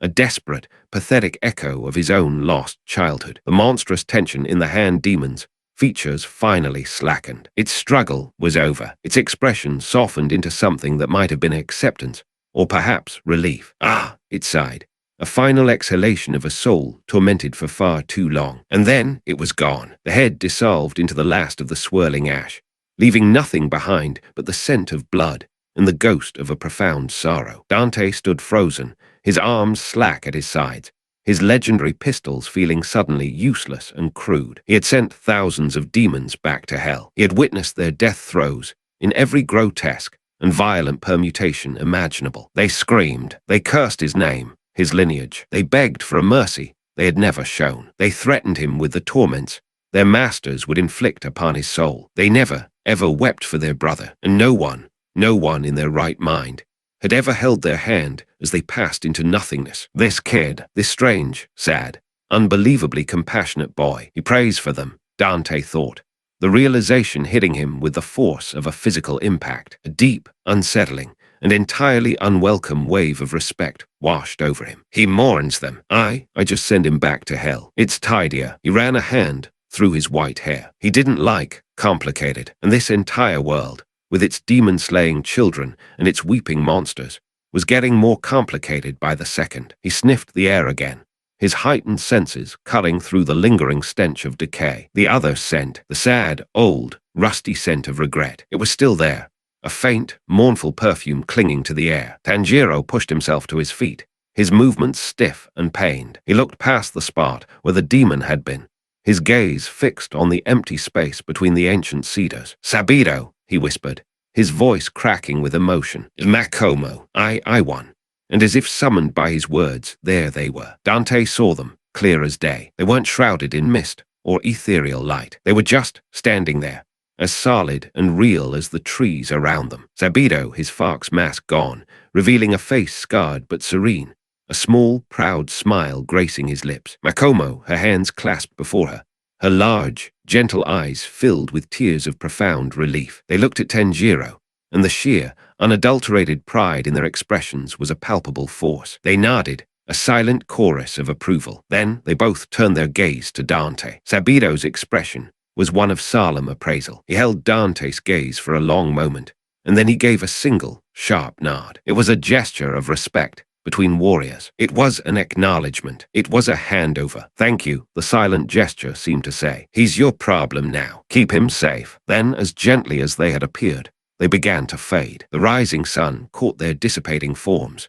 turning them into shimmering motes of light that danced for a moment before vanishing completely. With them, the last vestiges of that mournful, rusty scent of regret dissipated, leaving the mountain air feeling crisp, clean, and blessedly empty. "They're gone," Dante murmured, more to himself than to the grieving boy beside him. They were stuck here, all of them, all of Yurikodaki's kids, all the souls eaten by that thing. Their spirits were trapped, waiting for one of their own to finally win, to break the curse. He sheathed rebellion, the heavy blade sliding home with a familiar, definitive sound. This whole bloody final selection. It hadn't been a test. Not really. It had been an exorcism. And Tanjiro Kamado, with his sword and his impassable compassion, had just set his master's ghosts free. Dante clapped a heavy, leather-gauntleted hand on Tanjiro's shoulder. The boy flinched, startled out of his reverie, his whole body tensing like a spooked deer. "Yeah, kid," Dante said, his voice rougher than he intended, trying to inject a note of familiar bravado into the sacred silence. "You did." He scanned the surrounding forest. The oppressive darkness seemed less absolute now, the silence less menacing. "Right, one big bad down. Fun times. But we still have 2 days left on this bloody mountain before we can clock out." Tanjiro wiped his face with the back of his grimy hand, his body trembling with a violent, delayed reaction to the battle and the emotional catharsis. He turned his gaze eastward, towards the faint, hopeful blush of color that promised the dawn. Let's just get to the other side, Dante-san." A genuine smirk, the first in what felt like an age, touched Dante's lips. "Sounds like a plan, kid. Lead the way."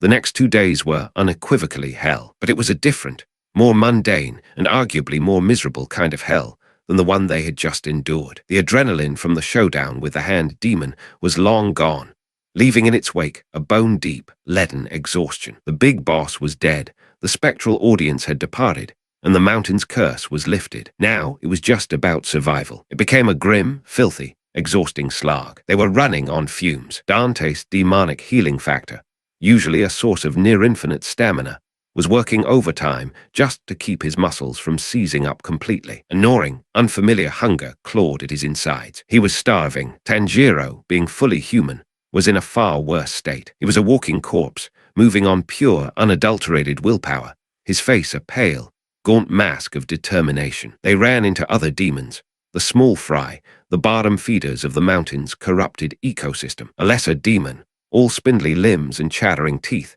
lunged from the shadows. Dante didn't even bother to draw rebellion. "Bang, kid," he grunted, spinning ebony with a flick of his wrist as the demon's head exploded in a spray of black ichor. "Mop up this trash. Don't want it getting back up."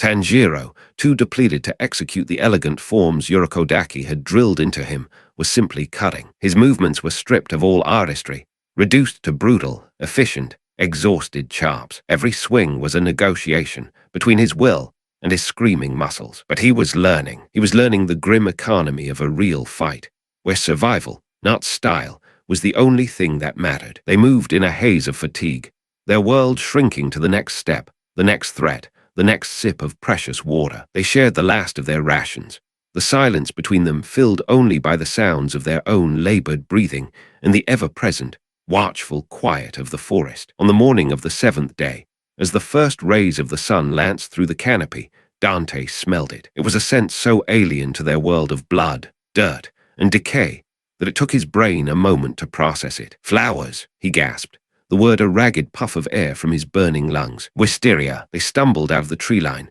breaking through the final barrier of oppressive foliage, and into a world bathed in a soft, hazy, purple light. The air was thick with the sweet, heavy perfume of the wisteria blossoms that cascaded from the trees in a breathtaking canopy. They were back. They had made it. The last of Tenjiro's strength gave out. He simply collapsed, face first, into the soft, fragrant carpet of fallen wisteria petals, his body finally surrendering to the crushing weight of 7 days of hell. Dante leaned heavily against the trunk of a wisteria tree, his chest heaving, his legs trembling. "Right," he panted, a weak, wheezing sound. 7 days. A walk in the park. Piece of cake.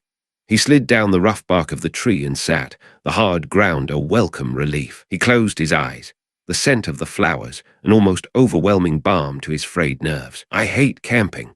When they finally found the strength to stand, they saw that the clearing was a stark, silent testament to the brutality of the final selection. The hopeful, nervous crowd of 20 or so kids, who had gathered here a week ago, was gone. In their place stood a mere 4 figures, huddled together like shell-shocked soldiers. No, 5. Dante did a quick, automatic head count. Himself, Tanjiro, who was now sitting up, looking dazed, and the others, the yellow-haired kid, Zenitsu Agatsuma, was somehow miraculously alive. Dante was genuinely shocked. The kid had seemed destined to be an early casualty, a footnote in the mountain's bloody history. He was rocking back and forth on his heels, muttering, "I died.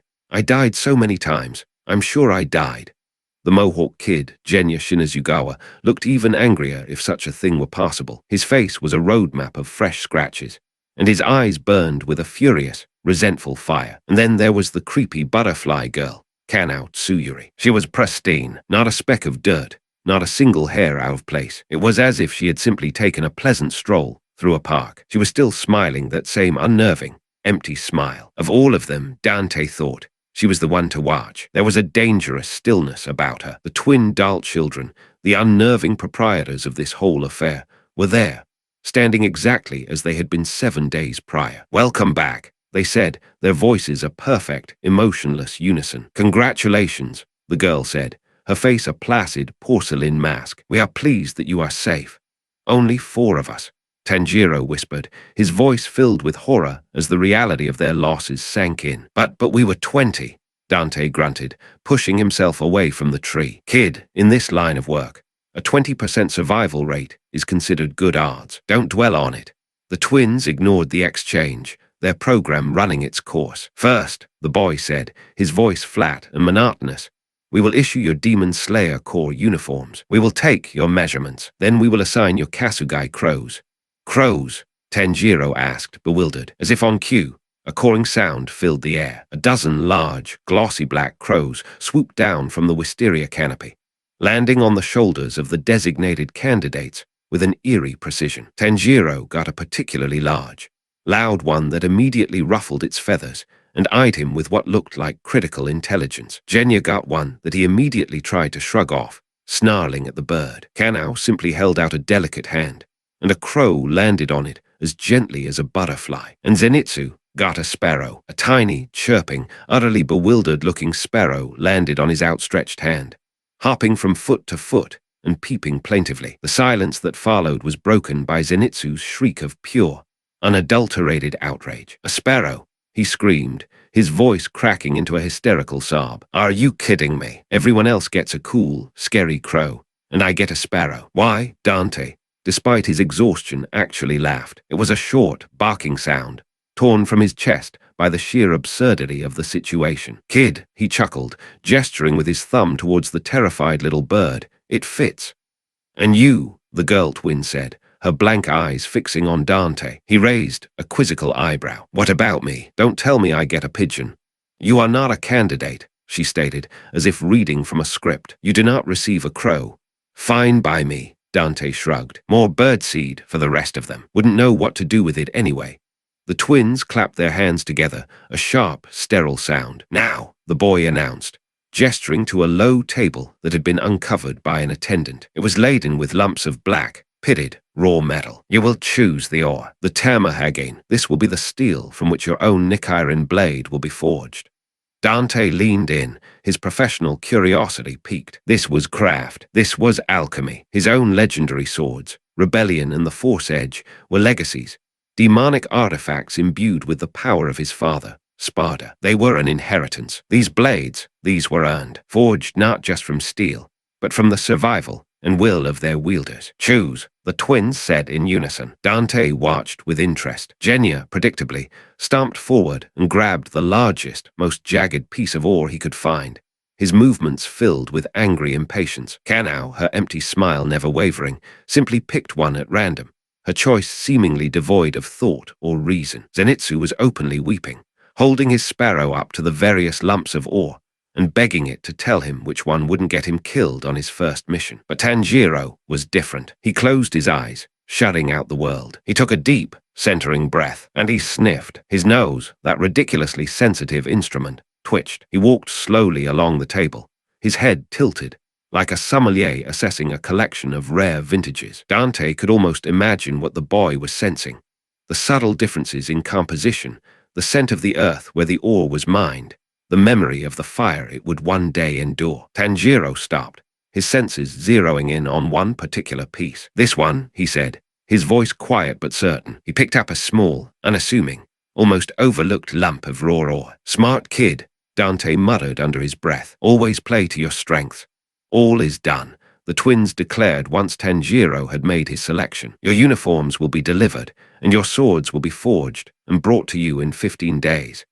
They bowed their heads in a final, synchronized gesture of dismissal. That was the final straw for Genya. "A sword," he roared, his face contorting into a mask of pure fury. 15 days. Give IT to me now. I passed your stupid test. Give me my blade."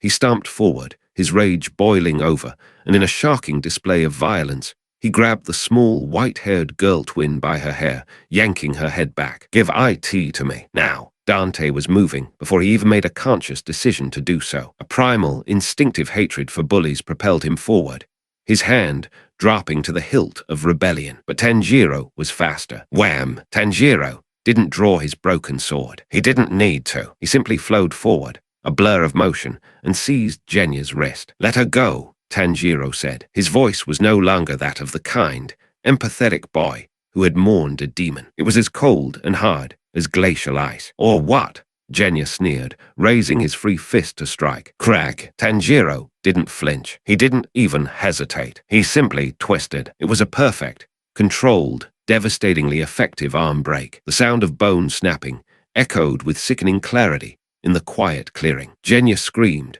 a high, agonized, inhuman sound, and crumpled to the ground, clutching his ruined, grotesquely angled arm. Dante stopped in his tracks, his hand still resting on Rebellion's hilt. He let out a low whistle. "Oof, that's gonna leave a mark." He was more than impressed. He was astonished. The kid had steel, real steel. He wasn't just a soft-hearted boy who prayed for his enemies. He was hard. He was capable of a cold, precise violence when the situation demanded it. Good. He was going to need it. The long walk home from Fujikase Mountain was a surreal haze. The path wound down through lush valleys and over dusty roads, a world away from the wisteria-caged hell they had left behind. Dante found himself musing on the bizarre organization he had stumbled into. "So, this is the outfit," he muttered to himself, kicking a loose stone from the path as he and an utterly exhausted Tanjiro limped down a sun-drenched road. A secret society of teenage soldiers, led by some shadowy, faceless boss, trained by haunted old men with masks, thrown into a literal meat grinder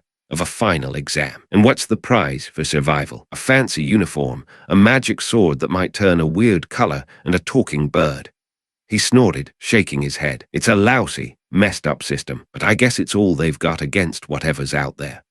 He glanced over at Tanjiro, who was practically asleep on his feet, stumbling along on sheer momentum. But the system, as messed up as it is, Dante conceded internally, it's producing kids like this, kids who can find it in their hearts to pray for a monster 1 minute, and then break a bully's arm without a second thought the next. He didn't know what to make of that contradiction. It was interesting, when they finally reached the summit of the pass that overlooked Urokodaki's secluded hut.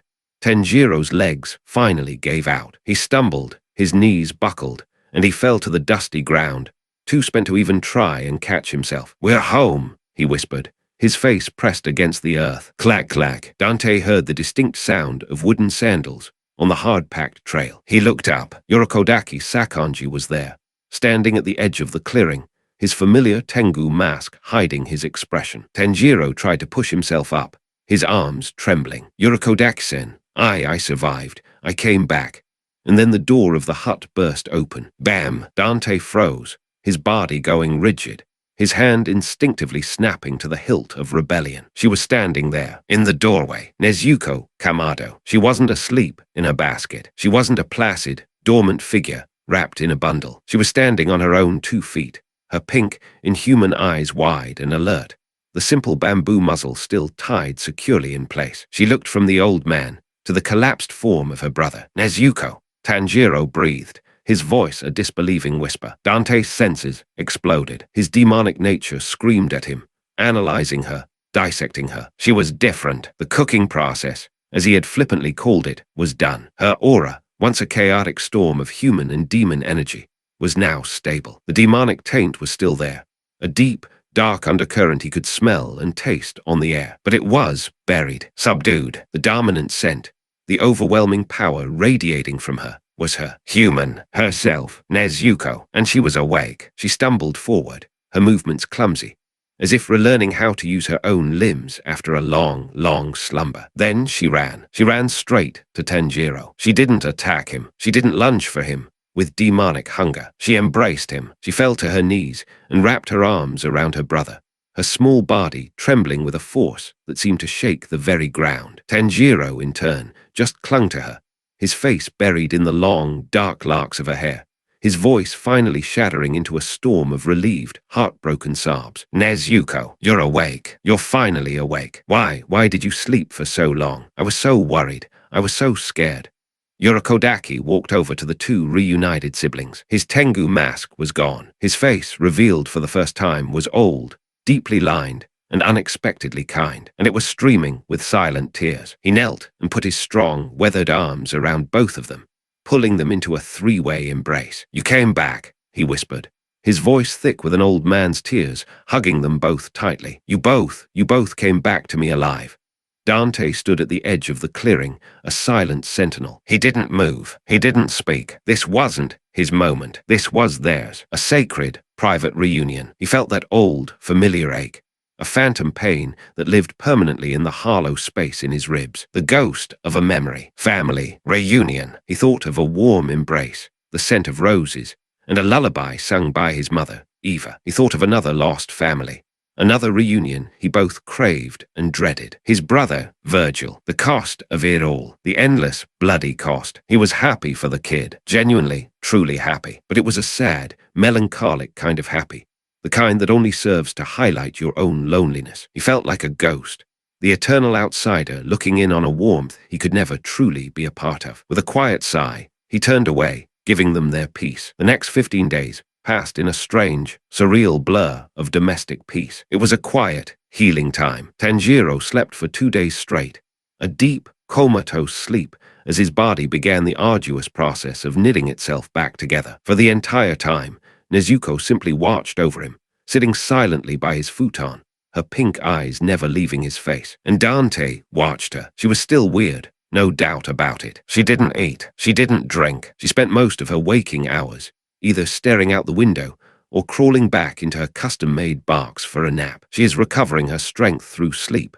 Yorokodaki explained one evening, his mask firmly back in place. He and Dante sat on the porch, watching the stars emerge. She has somehow remade her body, rewritten the demonic imperative. She does not need to consume human flesh or blood to survive. It is miraculous. Called it, Dante muttered, taking a sip from a flask he'd liberated from a village they passed through. Yorokodaki also took the time to explain the concept of blood demon arts, the unique, esoteric powers that the most powerful demons could develop. Dante listened with half an ear, nodding along. Blood demon arts. Cute name, he thought. Back home, we just call it Tuesday. Teleporting, summoning lightning, controlling ice, raising the dead. This lot are amateurs, but still, this Musen guy, the progenitor, the patient zero of the demon world. He was the source, the Sparda, or the Mundus of this reality, and he was creating franchises, granting a sliver of his power to others. That was interesting. That was a business model Dante understood all too well. On the 15th day, a new sound disturbed the mountain's tranquility. Clang, clang, clang, clang. A frantic, rhythmic, almost manic tinkling sound was rapidly approaching. Dante looked up from cleaning ivory. A man was stomping up the path with an aggressive, purposeful stride. He wore a wide-brimmed straw hat that was festooned with dozens of small, tinkling wind chimes. His robe was a loud, garish sunflower pattern, and his face was completely hidden by a mask. A red, comical, puckered-mouth Hayatoko mask tucked under one arm.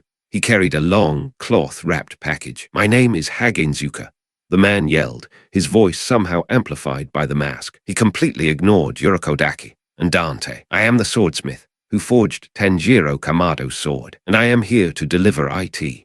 He stomped right past Dante and skidded to a halt in front of Tanjiro, who had scrambled out of the hut and was bowing frantically in greeting. Dante just smirked, a slow grin spreading across his face. "Oh, I like this guy. He's completely insane." He had the same manic, single-minded, obsessive energy as Nico, the van-driving genius who crafted his demonic arms. It was a brand of crazy he could respect. "Come on, draw IT, draw IT," Hagenzuka demanded, shoving the cloth-wrapped package into Tenjiro's hands. The Nichiren blade, also known as the color-changing sword.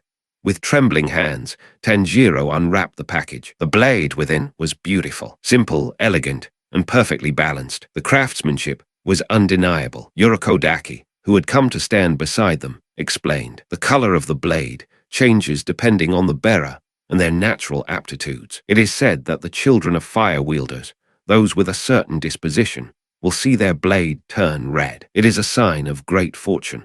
Hagenzuka was practically vibrating, his whole body thrumming with anticipation. Yes, I was hoping to see a brilliant, burning RED blade, like the sun itself. It has been a long time since I have seen one. Dante leaned in, genuinely curious now. This was the magic part. Tenjiro held the sword aloft, the polished steel glinting in the afternoon sun. As he held it, the blade began to change. A new color bled upwards from the hilt, slowly, inexorably creeping up the length of the steel. It was not red. It was not blue, or yellow, or green. It was black, a deep matte, light-absorbing pitch black. The blade seemed to drink the sunlight, turning into a sliver of pure void. A profound silence fell over the small group. Dante blinked. Black her goes with everything, I guess. Hagenzuka let out a choked, gurgling sound like a dying kettle. Black! He screamed, leaping to his feet with astonishing agility. I was hoping for a vibrant, glorious red. And it's black. Pitch black. What does IT even mean? Is IT bad luck? Is IT a bad omen? In a fit of pure, theatrical rage, he lunged at Tenjiro, who yelped and scrambled to hide behind Dante's much larger frame. "Well, hey, easy there, Sparky," Dante laughed, holding up a placating hand to fend off the flailing swordsmith. "So it's black. Black is stylish. It's slimming, very rock and roll. Black is boring." Hagenzuka wailed, trying to get around Dante to throttle the boy who had ruined his masterpiece. "It's the color of nothing. Core. The sharp, grating sound cut through the chaos. Tanjiro's crow was circling overhead. It swooped down and landed smartly on Tenjiro's shoulder, its beady eyes glaring at the spectacle. "Tanjiro Kamado," it squawked, its voice like a rusty chainsaw trying to start. First mission. Proceed to the northwest town. Young girls are disappearing. Kidnappings every night. Hunt the demon responsible. Slay IT. Prepare yourself immediately." The air changed instantly. The comedic energy evaporated, replaced by a sudden, chilling gravity. Hagenzuka stopped flailing, his strange rage momentarily forgotten. Tenjiro looked down at his new, black sword, his expression hardening. Dante's smirk faded, his hunter's instincts, dormant for 15 days, ignited with a familiar, predatory fire. "Girls disappearing," he said, his voice dropping low, all traces of humor gone. "Right, that's classic demon behavior. A pattern, a feeding ground, a hunt." The vacation was over. Tenjiro looked at Urokodaki, who gave a single, solemn nod. He looked towards the hut, where Nezuko was watching him from the doorway, her pink eyes wide and curious. He strapped his new, black sword to his hip, the dark scabbard matching his new, dark blue demon slayer uniform. He looked at the special, lightweight box Urokodaki had built for him, designed to carry his sister safely during the day. "A box," Dante had muttered when he first saw it. "You're putting your sister in a box. Kid, that's officially weird, but I guess it beats a leash." Tanjiro, now fully garbed for his new life, turned to Dante. His eyes were filled with a mixture of fear and resolve. "Dante-san, are you coming?" A real grin, sharp and wolfish, spread across Dante's face. He casually slung the massive form of rebellion over his shoulder. "Kid," he said, already starting to walk towards the path that led down the mountain and back into the world of men and monsters. "The real show's just starting. I bought a ticket, and I'm not leaving before the finale." The hunt was on. Chapter 05. The Swamp of Sorrows, the holiday, if you could ever call it that, concluded within 15 minutes flat. I've been savoring the aftertaste of victory, the kind where swords and steel triumphed over teeth and nightmares. When the mission crow struck, its core a discordant punctuation that scraped like nails on fresh glass. Tenjiro Kamado, kitted out in his brand new, regimentally stiff uniform, was already double-checking the straps on the plain wooden barks Yorokodaki had crafted for Nezuko. Everyone had their cross to bear. Ours just happened to fit over both urban alleyways and haunted backroads. "Hey, barks," I quipped, trailing a rival's glare at the construction as I leant in the doorway, arms folded. "You're honestly going to stick her in that? Kid, it's a bit mad. Creative, yeah, but odd." "It's to protect her, Dante-san," murmured Tanjiro, with a sincerity that almost made me feel guilty for ribbing him. His hands, ever gentle, glided over the grain in a way you'd expect of a craftsman, not a killer. "From the sun, and so she can always be with me." "Right, personal carry-on. Charming." I grinned, unable to resist. "Whatever gets you through security, yeah." And on we walked. Again, my loathing for these endless misadventures by foot was reaching a crescendo. Back home, at least, I had my van. All right, so most city missions ended up with me on my feet anyway. But there's a difference between urban gridlock and the endless, grumbling slog through dirt and haunted mist. "This uniform," I said at length, breaking the dogged silence as we plodded another rut into the road. I gestured at the kid's back. "You know you look like you're about to get stitched up for your dinner money, don't you?" Tanjiro glanced over, half fumbling his reply. Yorokodaki-san explained. "It's special, flame-resistant, waterproof, and demon claws are meant to slide off it." "Meant to," he says. "Not, you'll note, proof. Just slows them down, eh?" I prodded, smirking. "That kanji on your back says destroy. Not exactly subtle, is it? It's a warning." His reply was quieter, the echo of resolve in every syllable. One look at the kid, and you could see that something fundamental had shifted inside him. His new black Nichiren blade was slung at his hip.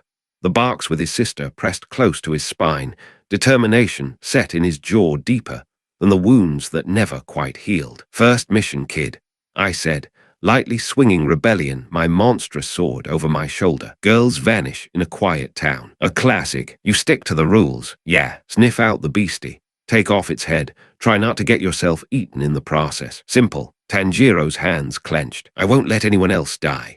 It was pure, undiluted resolve, and heartbreak waiting to happen. "Start by keeping yourself alive. Aim for the basics, mate."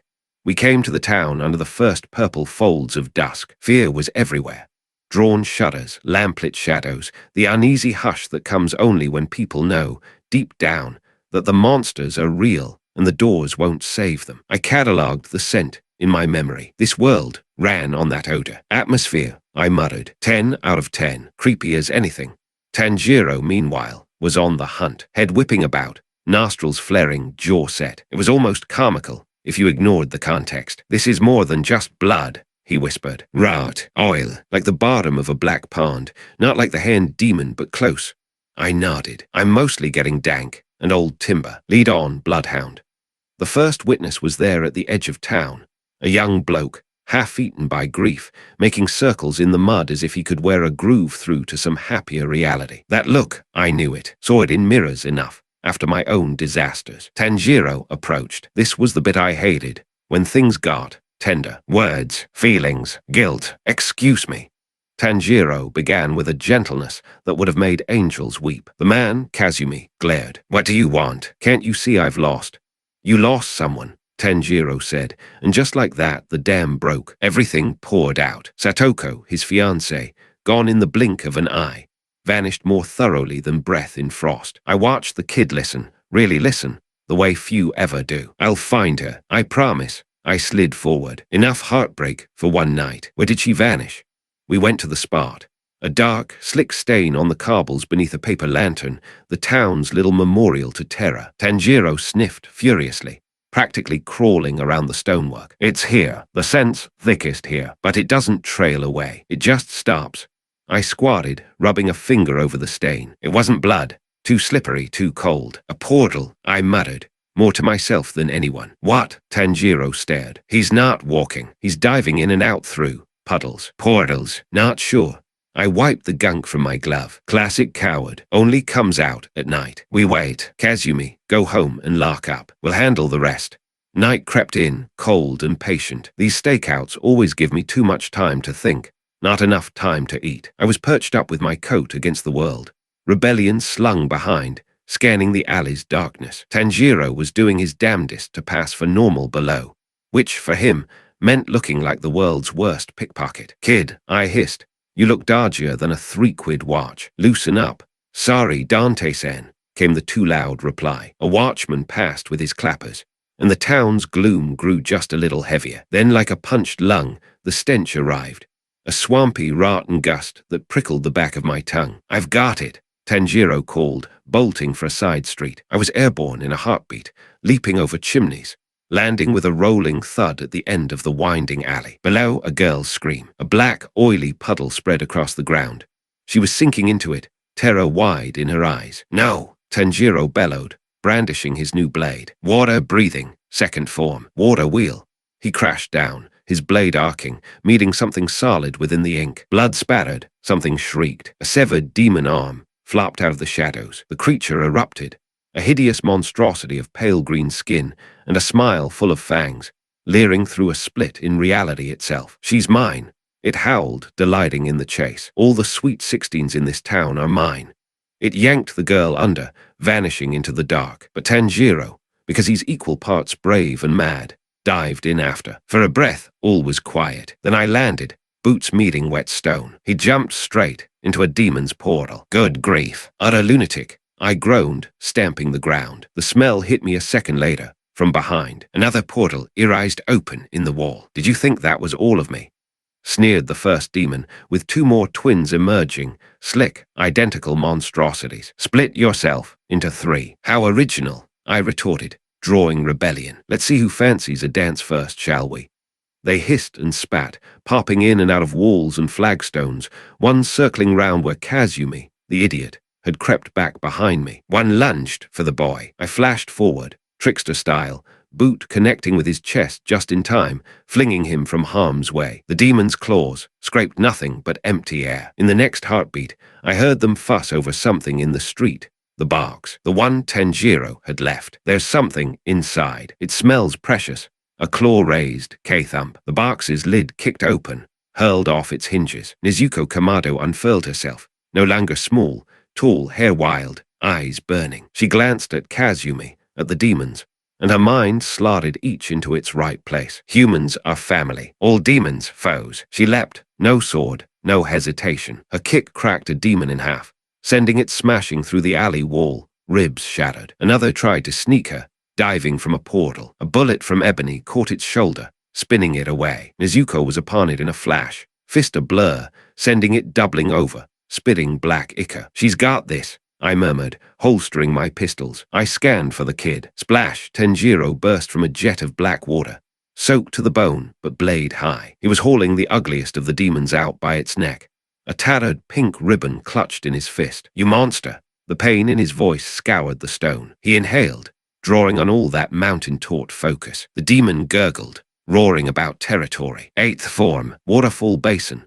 Tanjiro leapt, crashing down blade first with a storm's fury, shockwave scattering debris. The demon railed. Not bad, kid, I thought, pride faint behind my annoyance. Suddenly, the air changed. The word Musen Kibutsuji fell from Tanjiro's lips.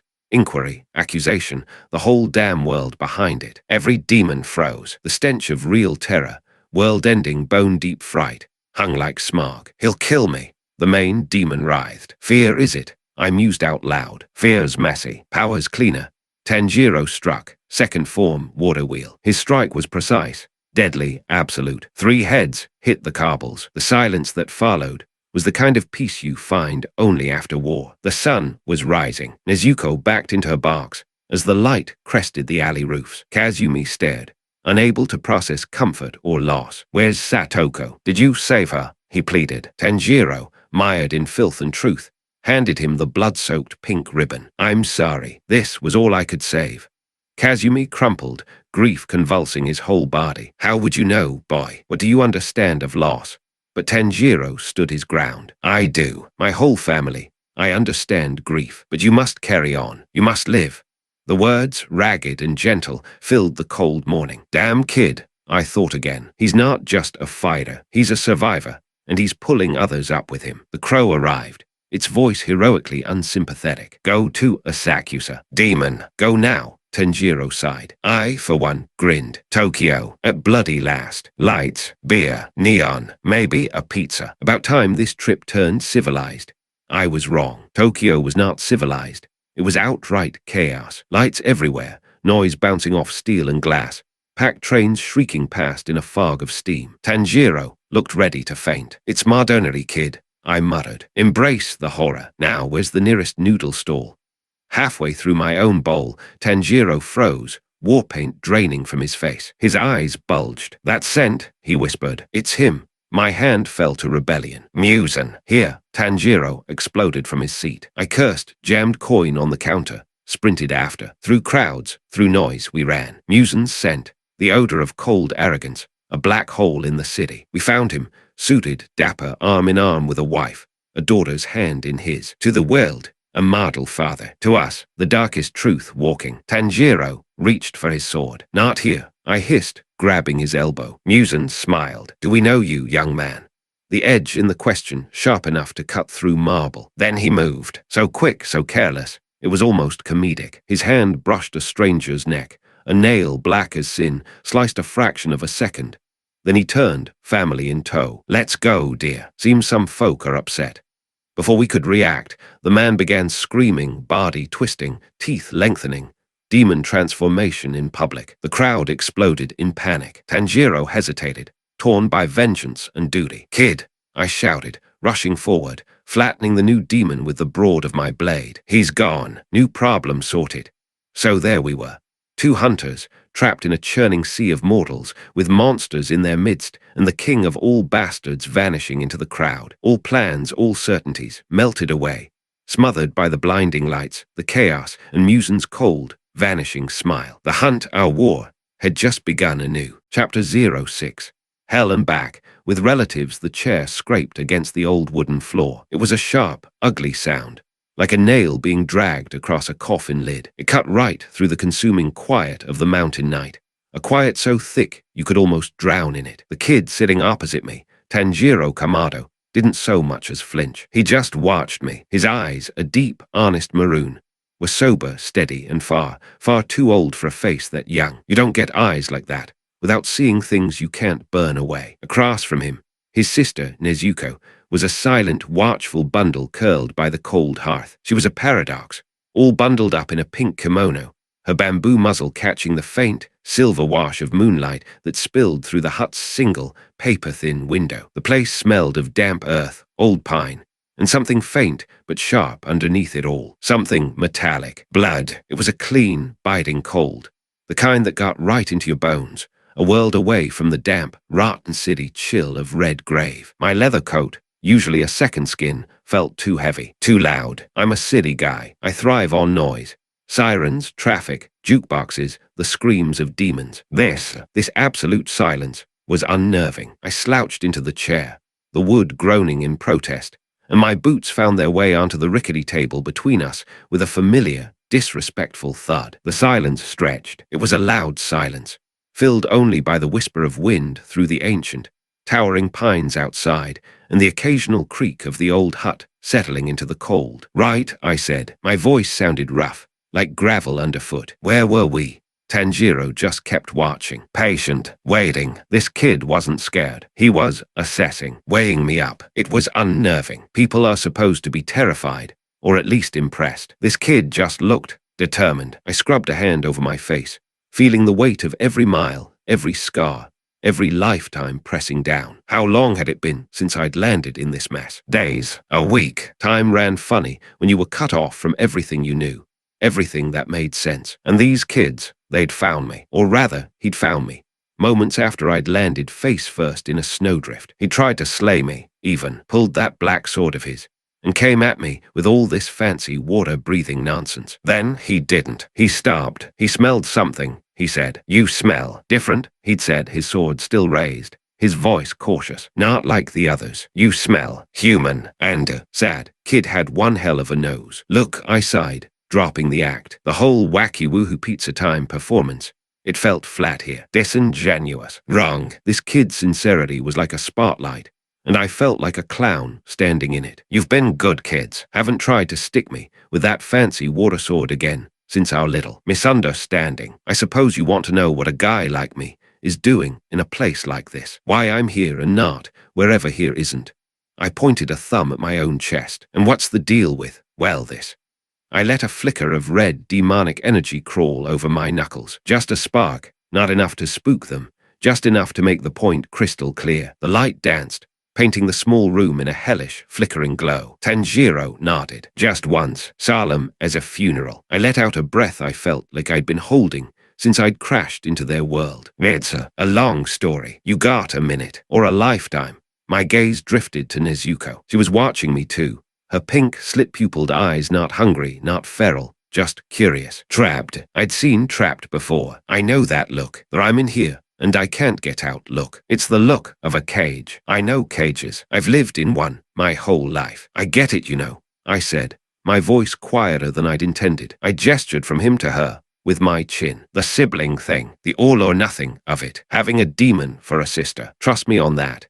My gaze went past them, into the flickering shadows of the small room, and then further. Back to a city of red brick and endless rain. Back to the root of it all. If you want to understand this, I started, lacing my fingers behind my head, you've got to understand the family. And kid, our family history is a total damn disaster. The family business, it all kicks off with a legend, a myth. My old man, Sparda, the name just hung there in the cold, still air. It meant less than nothing to them. But to me, it was everything, the beginning and the end of all my troubles. He was a demon, I said, watching for a reaction and getting none. And not just any garden variety ghoul. He was the big shot, the right hand of the king, second in command to the big bad emperor of the underworld himself, Mundus. Nasty piece of work. Mundus ruled over a kingdom of pure malice and endless suffering. But my dad, he was different. He woke up to justice, as the more poetic versions of the story go. I let out a short, wry, humorless chuckle. Fancy way of saying he grew a conscience. One day he looked at humanity and decided we weren't just a walking, talking snack bar for his colleagues. So he rebelled, sided with the little guys, grabbed his sword, took on the entire demon army single-handedly, and beat 7 shades of hell out of his old boss. After the dust settled, he sealed the gate between their world and ours, saved, well, everyone.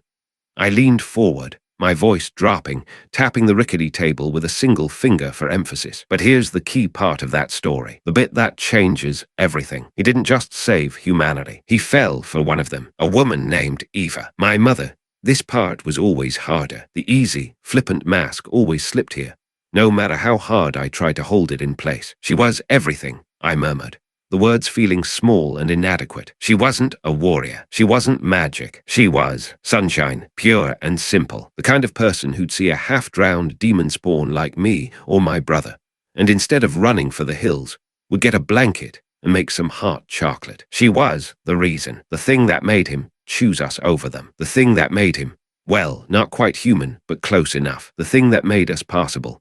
Us. Tanjiro's voice was soft, careful, barely a whisper. He was tracking every word. Me and my brother. I let the word out slowly, tasting it on my tongue. Virgil. The name still felt like ash and lightning in my mouth, even after all this time. We were twins, identical, on the outside at least, but inside, night and day. He was driven, serious, always chasing the old man's towering legacy. He was obsessed with strength, with power, saw it as the only thing that mattered in the world. He'd sit and read Dad's dusty old books. Me, I gave a lazy, self-deprecating shrug. I used M for coasters. I was the smartass, the one who, well, wasn't him. I was more interested in finding the next slice of pizza. I looked down at my hands, at the pale roadmap of lines and scars written across my knuckles and palms. Dad left us a couple of mementos before he vanished, disappeared from the story. Parting gifts. Virgil got the Yamato. A katana. Tanjiro interjected, his eyes zeroing in on the concept. He knew swords. More than just a sword, kid, I said, impressed by his focus. A blade with an edge, so sharp it could cut anything. I mean it. Dimensions, the air itself, the space between worlds. It could even cut the links between a man and his own soul. It was a precise, elegant, terrifying thing. Just like him. I smiled, a small, sad thing. I got rebellion. Bit of a blunt instrument, I thought at the time. A big, heavy, almost brutish claymore. Not elegant like his, but it turns out its job wasn't to cut things apart. Its job was to bring things together, to connect. Poetic, really. We were our weapons, We had a good run for a few years. Happy, even. A proper family. Mum would read to us from that book of poems. We'd fight. I'd win. He'd sulk. It was normal. Then the bill for my dad's little rebellion came due, with interest. The air in the room felt suddenly colder, the shadows deeper. I wasn't in the hut anymore. I was back there. Red Grave City, the old house with the grand piano, the smell of Mum's roses thick in the air, right before the scent of sulfur and terror choked it all out. We were kids, 8 years old, that's all, and the demons burst in, Mundus's leftovers, hungry for revenge. They wanted to wipe Sparda's bloodline off the map for good. My voice had gone flat, hollow, stripped of all emotion. It wasn't a fight. It was an execution. The smell of sulfur and burning, not wood, not curtains. Her Eva, my mum. She hid me first, shoved me in a wardrobe, told me to run, to change my name, to be someone else entirely, to survive. She saved me, but she went back. She went back into the fire and chaos. She went back for Virgil. I swallowed, the lump in my throat feeling as large and hard as a stone. I survived. I hid, and I heard her screaming. I did what she told me. I ran. That's the part that sticks, you know. The part that wakes you up in a cold sweat 30 years later. Not the monsters, not the fire, the running, the sound of my own damn feet on the floorboards, getting further and further away while I couldn't finish it. She didn't make it. And Virgil, he was there in the middle of it all. And then he wasn't. By the time I gathered what little courage I had and went back, the house was in ruins, a skeleton of what it was. She was gone, and so was he. I thought he was dead. For years, I thought I was the only one left. That kind of trauma, it breaks you, or it makes you, or in our case, it does both. It shattered our lives, but it also forged us. It set us on two completely different paths, two sides of the same broken coin.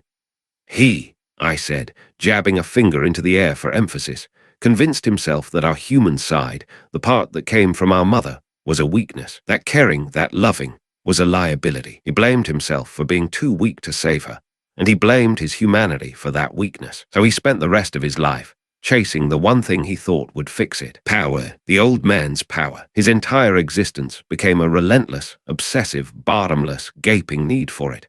I went the other way.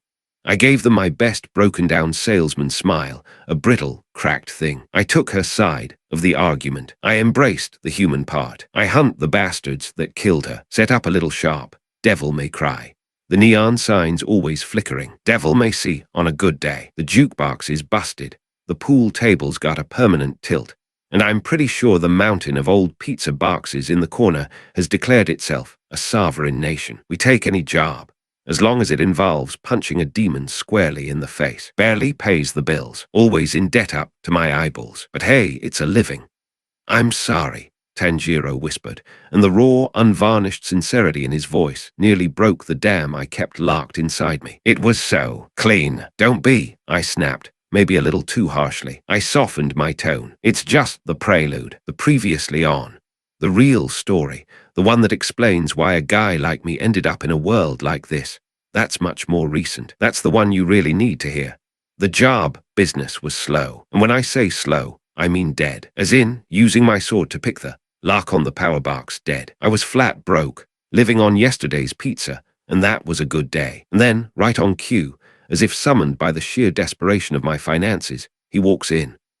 I leaned back, my mind painting the scene, the rain hammering against the dusty, grime-streaked windows of my office, the shadows of the late afternoon stretching long and thin across the floor. This guy, V, that's what he called himself, looked like a half-starved raven that had decided to try its hand at being a poet, all sharp angles and black leather, covered in tattoos that looked like they'd been drawn on by a madman. And he was wearing sandals, in the pouring rain, carrying a battered book of poetry, for God's sake. My nose wrinkled at the memory. He wasn't just pale. He was translucent, like a bad photo. And the smell, he smelled off, not like a demon, not exactly, like old books, dead birds, and dust, like a tomb that had just been cracked open. He was weak, I could feel it, but there was something under the weakness, something familiar. He walks in, doesn't even say hello, just starts quoting some William Blake at me. Then he offers me a job, says a new demon king has just rolled into town. A big one, the kind I supposedly specialize in. Says he'll even pay up front. That part got my attention. I wasn't impressed. I'd heard it all before. Demon King this, unstoppable that. They all stop eventually, usually when I introduce their face to the sole of my boot. But then V said the name. Urizen. I paused, letting the weight of that name settle in the room. Meant nothing to me at the time. Just another fancy, over-the-top moniker. But V was insistent. Said this wasn't just any job. This was my job. My family's job. Said this Urizen was the one who tracked down the kid, Nero. Ripped his demonic arm clean off his body and stolen the Yamato, Virgil's sword. That was a puzzle. A stolen arm and a stolen legendary sword. The plot was thickening fast. And then, right on cue, as if the universe had a flair for the dramatic, all hell breaks loose. Literally, it wasn't a sound. It was a feeling, a low-frequency thrum that you felt in your teeth before you heard it. The city didn't just scream. It tore. The ground just opens up, right in the middle of Red Grave City. My voice dropped low, serious. It wasn't an earthquake. Not really. It was a tree. A demon tree. The Culifath, a legend I thought was just a scary bedtime story for demon kids. It punched right up through the concrete and steel heart of the city, roots thicker than tower blocks, tearing buildings apart like they were made of wet paper, and the people, the roots, were drinking them. Tanjiro's head shot up, his eyes wide with horror. Drinking them? Yeah, I said grimly. Not your average houseblend. This thing was a nightmare, pulled straight from the underworld's worst gardening catalog. It was sucking the blood out of everyone, millions of people, harvesting their lives to grow a single piece of fruit. The Culifath fruit, the old legend, the one that supposedly gave the original demon king his power. Eat the fruit, become a god, or something damn close to it. V just looks at me, calm as you like, with the city screaming and dying in the background, and he says, "This is your job, son of Sparta." And I tell him if he pays, sure. I held up a hand at the kid's confused look. Yeah, I know. My coping mechanism. Flippancy in the face of the apocalypse. It's a bad habit. I'm working on it. Truth is, he had me at Red Grave. It's my hometown. The place where Mum died. The place where my whole world ended. This wasn't just a job. It was personal. V knew it. He was counting on it. First round knockout, so we go. Me, V, and a couple of old friends, Trish and Lady. Both top-tier demon hunters. Both complicated as hell. Long stories, don't ask. We form a little welcoming committee and head straight for the epicenter. We pile into this beat-up van driven by Nero's new mechanic, Nico. Sharp as a tack, smokes like a chimney, and an absolute genius with a wrench. We get to the root of the problem, this massive, living, demonic cathedral that the tree had become. And who do I see already there? The kid, Nero, all grown up, full of piss and vinegar, sporting a new set of robot arms she'd built for him. That should have been my first big, flashing clue. The Yamato, Nero, this V guy. It all felt connected, but I was arrogant, cocky, walked in there like I owned the place, ready with a dozen one-liners. Figured big tree, big monster, same old song. We fight our way up the guts of this living tree, and we reach the throne room. And there he is, Urizen. I fell silent, just remembering the sheer, overwhelming scale of him. He was massive, a mountain of dark muscle, glowing crystal and pulsating roots, all fused to this colossal throne. He wasn't just sitting on it, he was it. He was plugged into the very heart of the Culifath, drinking in the power of a dying city. And he had it, the Yamato, just sitting in his lap, like he owned it. I go in full throttle. Not gonna be king of anything if you just sit on your ass. The usual trash talk, and he just swats me, like a bothersome fly. It wasn't just pain. It was nothing. He hit me, and my world just stopped. No witty comeback, no big move, just an all-consuming pressure. This king, he wasn't just strong. He was on another level, entirely. A whole different plane of existence. I hadn't felt raw power like that since I faced Mundus himself. Nero, bless his stupid, reckless heart, charges in, all fury and no brains, screaming about his arm. Urizen blasts him without even looking, nearly kills him on the spot. V tries his spooky poetry and summons his shadow demons. They get shredded into ink and nightmares. And I get up. One last, desperate attempt. I pour everything I have into one final strike. And he catches my sword. Rebellion. My voice went quiet. He catches my blade in his bare hand, and he shatters it. You know what it feels like to have your soul break? I do. It was a high-pitched shriek of metal and magic. And then, cold, a piece of me, the part that connected me to my dad, to my past. It was just gone. He didn't just break my sword. He broke me. Then he runs me through with the jagged hilt of my own broken blade, lifts me up into the air and tosses me off the throne like a piece of trash. My voice was barely a whisper now. I was out, done, beaten, properly, utterly wiped out. The great Dante, son of Sparta, defeated in less than 5 minutes. I woke up a month later.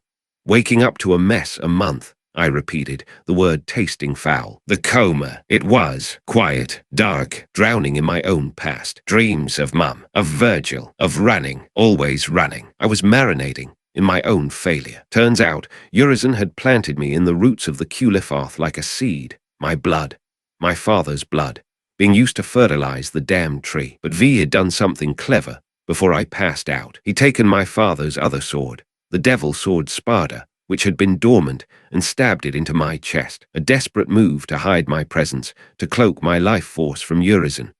It kept me safe, locked in a healing coma, while the Sparda slowly trickled power into me, keeping me alive. Guess the old man figured I wasn't quite done yet. The first breath I took tasted like ash and old blood. That defeat, it did more than break my body. It broke me, my pride, my ego, my entire sense of self. The legend of the invincible Dante had become a bad joke. The shattering of rebellion was more than just losing a weapon. It was symbolic. My old self was gone, broken just like the blade. I was just empty. It's V who finds me a month later. He tells me the city's gone to hell in a handbasket. The tree has grown to monstrous proportions. The fruit is almost ripe. And the girls, Trish and Lady, are missing. Presumed captured. The girls. That was the spark that lit the fuse. Their family, I explained, meeting Tanjiro's unwavering gaze. Complicated, expensive. They drive me absolutely crazy. I'm pretty sure one of them is still charging interest on a loan from 10 years ago. But they are mine.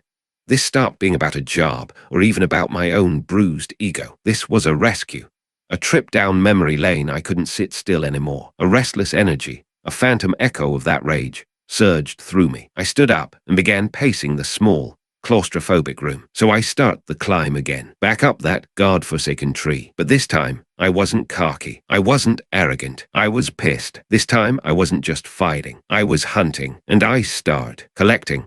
The tree was full of powerful demons, gatekeepers, bosses guarding the path. First, a demon made of living fire and fury, Balrog. This thing, he was a brawler, all fists and feet. He didn't just want to kill me. He wanted a scrap. He had honor, in his own twisted way. You're the son of Sparda. Prove it, he roars. So I did. It was a proper dust-up, bare-knuckle, fire and fury. When it was over, he wasn't beaten. He was impressed. Take M, boss, he said, his voice all gravel. Let's show these bastards a real fight.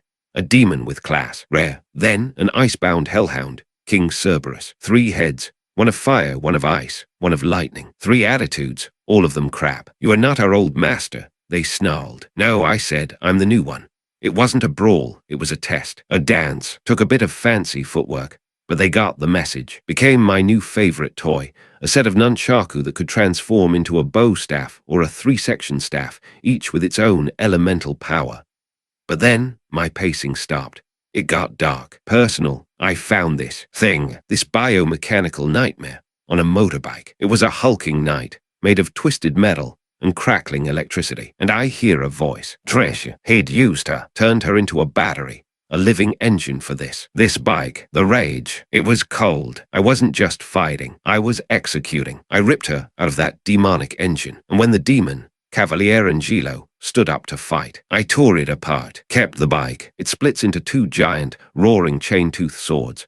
I glanced at Tanjiro. She'd be seriously pissed if she knew I scratched the paint.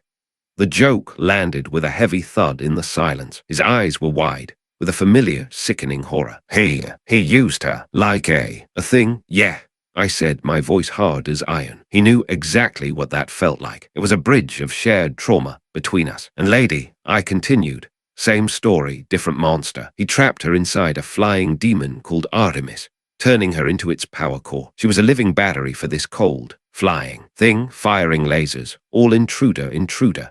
But I could feel her. Lady, trapped inside. I found a rocket launcher first.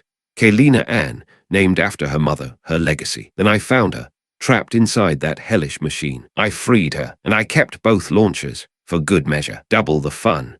He was using my family as puppets, as batteries, to guard his damned throne. This Urizen, this half-a-demon, had no idea who he was messing with. The devil sword Dante, V, finds me again. He's weaker now, visibly crumbling. The tattoos are fading, and his skin is cracking like old parchment. He says I still need more power, and he knows where to find it. The final piece of the puzzle. He leads me down, deep, deep into the guts of the Culifath, down beneath the foundations of the city. He stops in this vast, hollow cavern, this tomb, and I look up, and I see it. My house, or what was left of it, the ruins of my childhood home, the foundations, the shattered walls, the kitchen, the spot where I dropped a birthday cake, the doorway she'd stood in. And standing there, in the ghost of my own past, I remembered. The attack, my mother's voice, her death, my brother's disappearance. It all came flooding back, not as a distant memory, but as a living nightmare. And then it hits me. The swords, the old man's plan, the whole damn legacy. I turn to face Tenjiro, my eyes bright with a feverish, almost manic energy. Yamato separates. Rebellion unites. My father knew what we were, what we could become. He didn't give us weapons to fight demons. He gave us the tools we needed to fight ourselves. Virgil used Yamato to cut away his humanity. He thought it was a weakness that needed to be purged. He literally separated his soul. But me, rebellion, my broken sword, it wasn't just a weapon. It was a key to unlocking my true self. I picked up the broken hilt of rebellion, the same one Urizen had run me through with. And in that moment, I knew exactly what I had to do. I had to pull it all in. The Sparda, the rebellion, my blood, my soul, all of it. The pain, the guilt, the running, all of it. I ran myself through with it. Again, I flashed a grim smile. Yeah, it's kind of my thing. But this time, I wasn't taking the blow. I was accepting. I was calling on everything. I called on Dad's sword, the Sparda. The one V had stuck in me, the power I'd been unconsciously absorbing for a whole month, and I pulled it all in. I merged them, everything, rebellion and Sparda, my human heritage from Eva, and my demonic legacy from my father. All of it fused together inside me. You know what happens when you pour all that power, all that legacy, all that rage and grief and love into one broken, stubborn human heart. I closed my eyes for a second, feeling the phantom echo of the transformation. It burns, it reforges you. I became me, all of me, no more half measures, no holding back. I unlocked my true form, my sin devil trigger, and the sword in my hand, it reformed. It became something new. The devil's sword Dante. It wasn't my father's sword anymore. It wasn't his legacy. It was mine. I'd finally solved the riddle that my brother never could. True power doesn't come from rejecting your humanity. It comes from accepting it, embracing all of it, the good, the bad, and the ugly. The big reveal, so, armed with a new me and a new sword that felt like an extension of my own soul, I went back for round 2.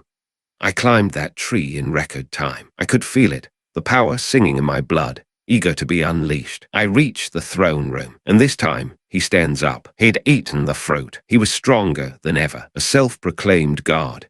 And it didn't matter, not one damn bit. It wasn't a fight. It was a statement. He threw a god-powered beam at me. I walked through it. He tried to stop time. I walked through it. I unleashed the sin devil trigger, and I hit him once. His throne shattered. He'd become a god, and I'd become Dante. I beat him. I broke him. I shattered his crystal armor and tore him from his throne. He was on the floor, bleeding, dying. And just as I'm about to deliver the final blow, he shows up. V, staggering in, crumbling to dust, barely able to walk.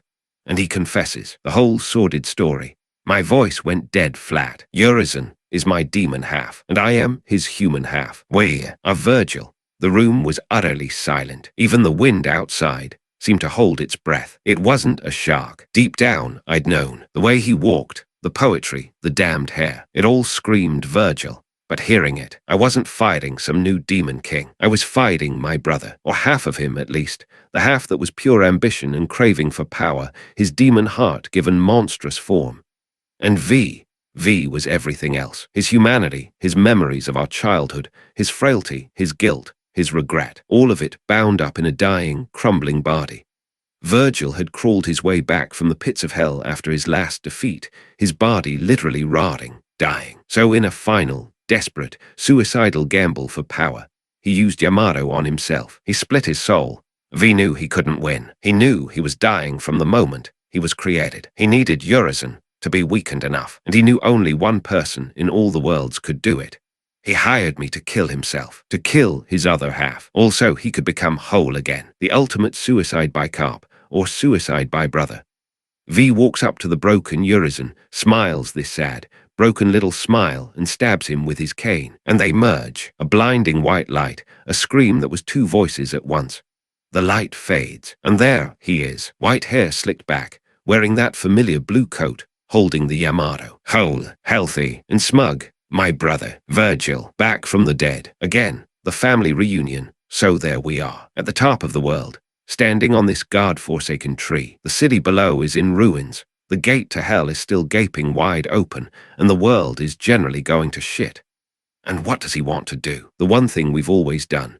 I laughed, a dry, barking, humorless sound. He looks at me, this smug bastard, after everything he's done, after killing millions, after tearing his own son's arm off just to get his sword back, after all this pain and suffering. He says, "Well, Dante, your portal opening days are over. Give me the Yamato." I just look at him and say, "If you want it, you'll have to take it, but you already knew that." I asked him, "How many times have we fought?" My voice was quiet. I wasn't really talking to him. I was talking to myself, to the universe. He says, "Hard to say. It is the only memory I have of us since we were children." I looked at Tenjiro, the weight of that statement pressing down. And it was true. This violent dance was the only connection we had left. A really screwed up, damn connection. So we fight. Sin Devil Trigger against Sin Devil Trigger. It's an apocalyptic stalemate. It always is. We're perfectly, tragically matched. Yin and Yang. Two sides of the same shattered coin. Just two traumatized men trying to kill each other over a childhood rivalry we don't even properly understand anymore. I try to get through to him. I scream at him about the kid. His kid, Nero. You cut off your own son's arm for this. And he pauses. Just for a second. The sword wavers. My son.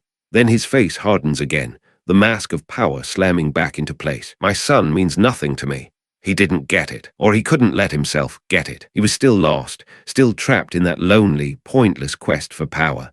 We were about to finish it, for good this time. One last, final strike. We were going to kill each other. I knew it. He knew it. It felt like the only way this stupid, tragic play could end. The wild card, and then, bam. I slapped the table, making the wood jump. Tanjiro didn't even blink. He lands right between us, cracking the ground. This comet of blue light. The kid, Nero, he's glowing. A brilliant, defiant blue light. His right arm, his real one, the Devil Bringer, is back, spectral and powerful. And he's got wings, not feathered wings, but wings made of pure, glowing energy. He looks like an angel, or a demon, or both. He looks like us, and he is furious. He stops my sword. He stops Virgil's sword. With his bare, glowing hands. The force of it cracks the Culifath beneath our feet. And he's crying, tears of pure rage, and heartbreak streaming down his face. And he roars at us, this raw, broken sound from the depths of his soul. "I'm not letting you die." He looks at me, then at Virgil. All this time, I thought I needed to find my place in this world, but I already have it. And then he says it, the line that just completely gutted me. "You're all just dead weight." And then he punches me, right in the face, knocks me clean on my ass. I rubbed my jaw at the memory. Cocky bastard. But I get it. In that one, stunning second, I get it all. This kid wasn't just stopping a fight. He was saving his family. His stupid, broken, suicidal, dysfunctional family. We were dead weight. We were stuck in the past. Two ghosts fighting over a gravestone. And this kid was the future. He was alive. He looks at Virgil. "I know I probably look like a fool to you, but I won't let you do this. I am your son." And then he looks over at me, utterly confused, and points at my brother. And he's my brother. I just shrugged from the floor. "Yeah, it's a mess. He saved you," Tanjiro breathed, his own eyes shining. "From each other." "Yeah," I said, a small, genuine smile touching my lips. "Kid broke the cycle, showed us both up. Nero fights Virgil, but it's different. He's not fighting to kill. He's fighting to stop him, to reach him, to show him that there's a different way. He's got our power, but he's got his heart, or maybe his mother's heart. He embraces his demonic power, not for its own sake, but for his human emotions. To protect, not for power or revenge." I looked straight at Tenjiro, my meaning clear. He was doing exactly what you're doing, kid. Fighting for family with every single thing he had. Cleaning up the mess, Nero wins. Sort of. He knocks Virgil down, makes his point loud and clear. But the big problem remains. The tree, the gate, it's still open. The roots are still spreading. The underworld is still leaking out into our world like a burst sewer pipe. I knew what we had to do, and looking at him, Virgil knew it too. The gate had to be closed from the other side. The roots had to be cut from both the human world and the demon world at the same time. It's a one-way trip, a sacrifice. Virgil looks at me. The portal will close if we use Yamato to sever the roots from within. I just nod. I know. It's our only shot. Nero freaks out, of course. You can't just leave. I walked over and messed up his hair. It's not your problem anymore, kid. This is our mess. The sons of Sparta clean it up. I looked at him, really looked at him. This kid who just saved us from ourselves. He had this. The world was safe in his hands. You're the one with the real power. Nero, don't you ever let anyone tell you different. Virgil, in a move that shocked the hell out of me, walks up and hands Nero V's book of poetry. You should read this. It might give you some perspective. Maybe that human part of him, V, was still in there somewhere, peeking out. And then we jump. We turn our backs on the world and just fall. Down into the gaping maw of the gate. Down into the underworld. And as we fall, we cut. We sever the last of the great roots. And the portal snaps shut above us, sealing us in. The silence, it's loud. We land hard. In hell, literally. We're stuck. For good. My voice lightened, and for the first time in this long, miserable story, I actually grinned. A real one. So what do two brothers, who have tried to kill each other for 20 years do, when they are stuck in hell for all eternity? We spar. He draws Yamato. I draw Dante, and we go at it. But it's different. The killing intent is gone. No more anger. No more fighting to the death. It was a conversation. It was I'm still mad at you, and you're still an idiot, and I missed this. We don't need words. We have swords. It was peaceful, in a really messed up, demonic kind of way. We're free. No more responsibilities. The world was safe. Our trauma was still there, a part of us. But it wasn't driving the bus anymore. We were just brothers, doing the only thing we ever really knew how to do together. Scores 1-0, I told him after I kicked him into a rock. My favor. Where did you learn to count? He growled back. We are even. And then the horde shows up. Big, nasty demons with too many teeth and not enough manners. Thousands of them. They surround us. Virgil stands back to back with me, just like old times. But for real this time. He almost smirks. I'm starting to think this is never going to end. I smirked right back. Maybe, but we've got plenty of time. We charge, side by side. We fight. We tear them all apart. And when the dust finally settles for a moment, he looks at me, and he knows exactly what I'm about to say. Don't you dare say it, he warns. So I shouted, at the top of my lungs, for all of hell to hear. Jackpot. And that's the gig. The grin faded from my face. My voice came back to the room, back to the cold, back to the here and now. The fire in the hearth had died down completely, leaving only a few faintly glowing embers. So that was it. My new normal. My retirement plan. Sparring with my pain-in-the-ass brother for all eternity. And killing everything else that moved. And I figured that'd be it. Forever. And you know what? I was okay with that. In a strange way, I was happy.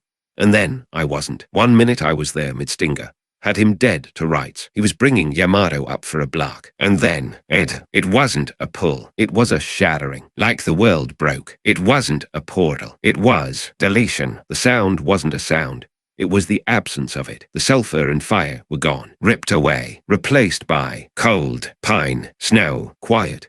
I landed on my ass, sword still in my hand, looking at trees, real trees, not the blood-sucking kind. And then, a scent, that kid's scent, blood, not human blood, something else. And I leaned forward, my elbows on my knees. My long story finally finished. The sarcasm was gone. The jokes were done. I was just tired, lost, and confused. I looked at Tanjiro, then at his sister. Nezuko hadn't moved an inch. She'd listened to the whole sordid tale. Her strange eyes fixed on me. So, that's my story. My demon, I gestured at myself, and my family. I looked at the muzzled girl, her eyes so clear and sad. Your turn, kid. You've heard my complicated family history. My brother, who became a demon king. My nephew, who saved us all from ourselves. My own inner darkness that I finally learned to accept. I nodded at the bamboo muzzle, at the sleeping demon in the pink kimono. So tell me, what's so special about hers?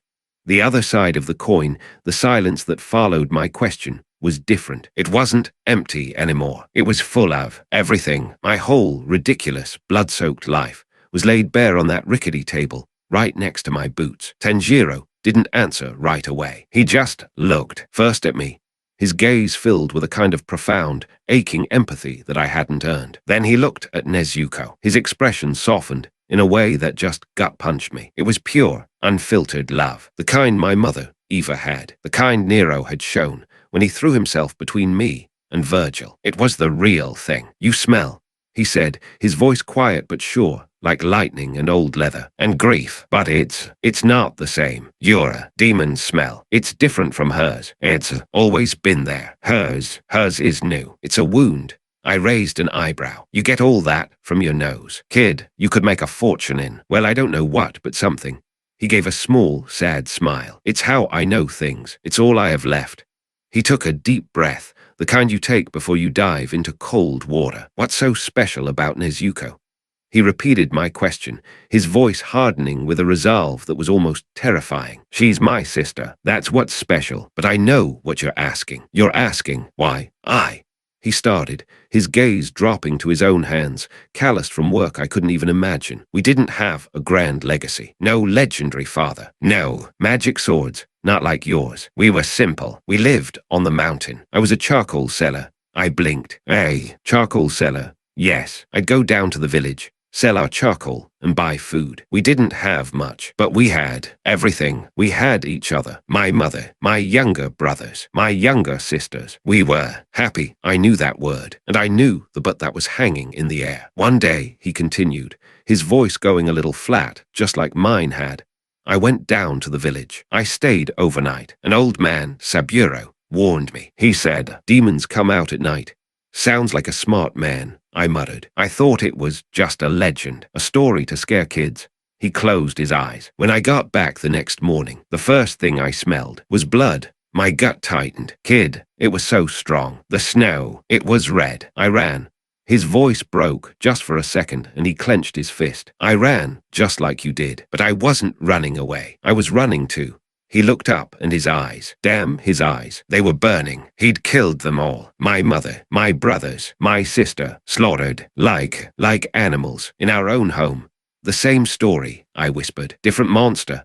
"I found Nezuko," he said, pushing on, his voice desperate. "She was still warm. She was the only one. I knew I had to get her to a doctor. I threw her on my back, and I ran. I just ran. I didn't care about the cold, the snow. I just knew I couldn't lose her, too. I couldn't be alone. But she wasn't just warm. She was changing."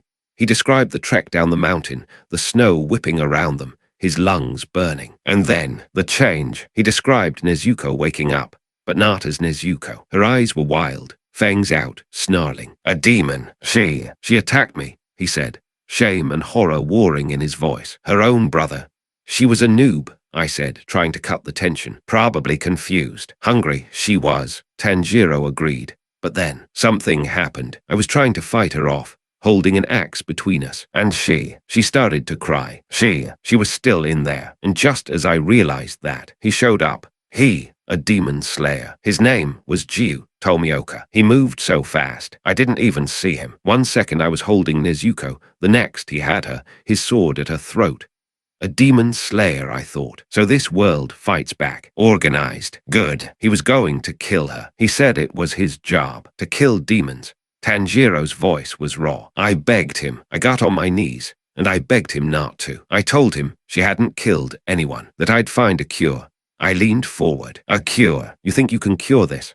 "I have to," Tanjiro said, his conviction like steel. "I have to try. Jiu." He yelled at me. He told me to stop groveling, to fight for what I wanted. He tested me. He goaded me into attacking him. I tried. I threw a rock, ran at him with my axe. He knocked me out flat. But when I woke up, he looked over at his sister, who was now watching him, her pink eyes soft. "When I woke up, Nezuko, she wasn't attacking me. She was standing over me, protecting me from Jiu." I sat bolt upright. My boots hit the floor with a thud. Wait, back up, rewind. The demon protected the human from the demon slayer. Yes, Tanjiro said, a flicker of pride in his voice. She saw him as a threat, and she stood between us. She chose me, even as a demon.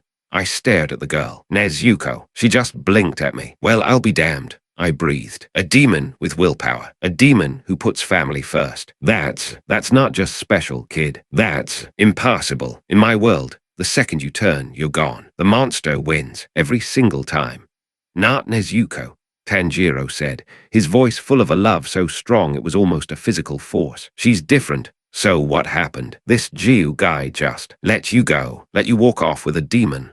He did, Tanjiro said. He saw her protect me, and then he saw her fall asleep. He told me she was conserving her strength, that she was sleeping instead of eating humans. He told me to go to a man named Sakanji Urokodaki, to tell him Jiu Tomioka sent me, and not to let my sister be exposed to the sun.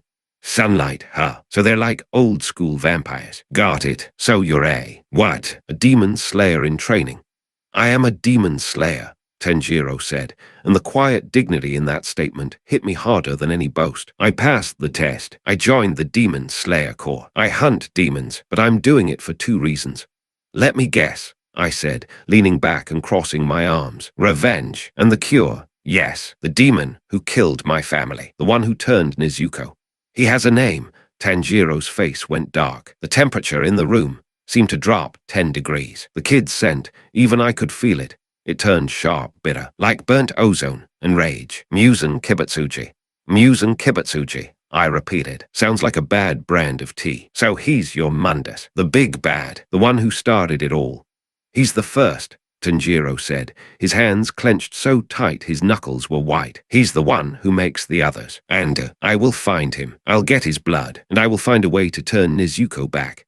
I was quiet for a long time. I processed his story, lining it up against mine. Our families, slaughtered by the alpha monster. Us, the only survivors. A sibling, twisted by the darkness. A life dedicated to hunting the things that took everything. It was the same damn story, just a different translation. But your brother, Virgil, Tanjiro said, his voice soft again, pulling me from my thoughts. He chose his path. He wanted power. Nezuko, she had this forced on her. She's fighting it. She hasn't eaten a single person. Not one. In 2 years. 2 years, I was floored. She's running on. What? Willpower. That's a new one on me. The demons I know would eat their own mothers for a power-up. Hell, my brother kind of did. I stood up, unable to sit still. The kid's story, his raw, honest-to-God goodness. It was aggravating. It was inspiring. It made me want to break something. So you joined this Demon Slayer Corps, I said, pacing. And they are just cool with this. You waltzing around with public enemy #1 on your back. They don't all know, Tanjiro admitted. Master Urokodaki helped. He vouched for us, and Jiu did too. But most slayers would try to kill her on sight. That's why I have to prove it. To prove she's different. To prove we can find a cure. So you're fighting demons. I summed it up. While hiding your own demon from the people you're fighting with, all while hunting the original demon who's probably stronger than all of you combined. Kid, you've got a hell of a gig. It's my path, he said simply. Yeah, I get that. I stopped pacing and looked at him, really looked at him. This wasn't just some kid. This was a warrior, forged in the same fires I was. But he'd come out, cleaner, less jaded. I was about to say something else, something about how his quest was probably impossible. But that impossible quests were the only ones worth a damn. And then Tanjiro's head snapped to the door. His entire body went rigid. The air in the room changed. What? I said, my hand instinctively going to the hilt of the sword on my back. It wasn't rebellion. It wasn't the Dante sword. It was just a regular steel katana-eyed, appropriated from a village I'd passed through. It felt wrong, unbalanced. Someone's here, Tanjiro whispered. His face was pale. A demon slayer. No, he said, his hand already on his own black blade. The smell. It's wrong. It's sweet, like rotting flowers. It's a demon.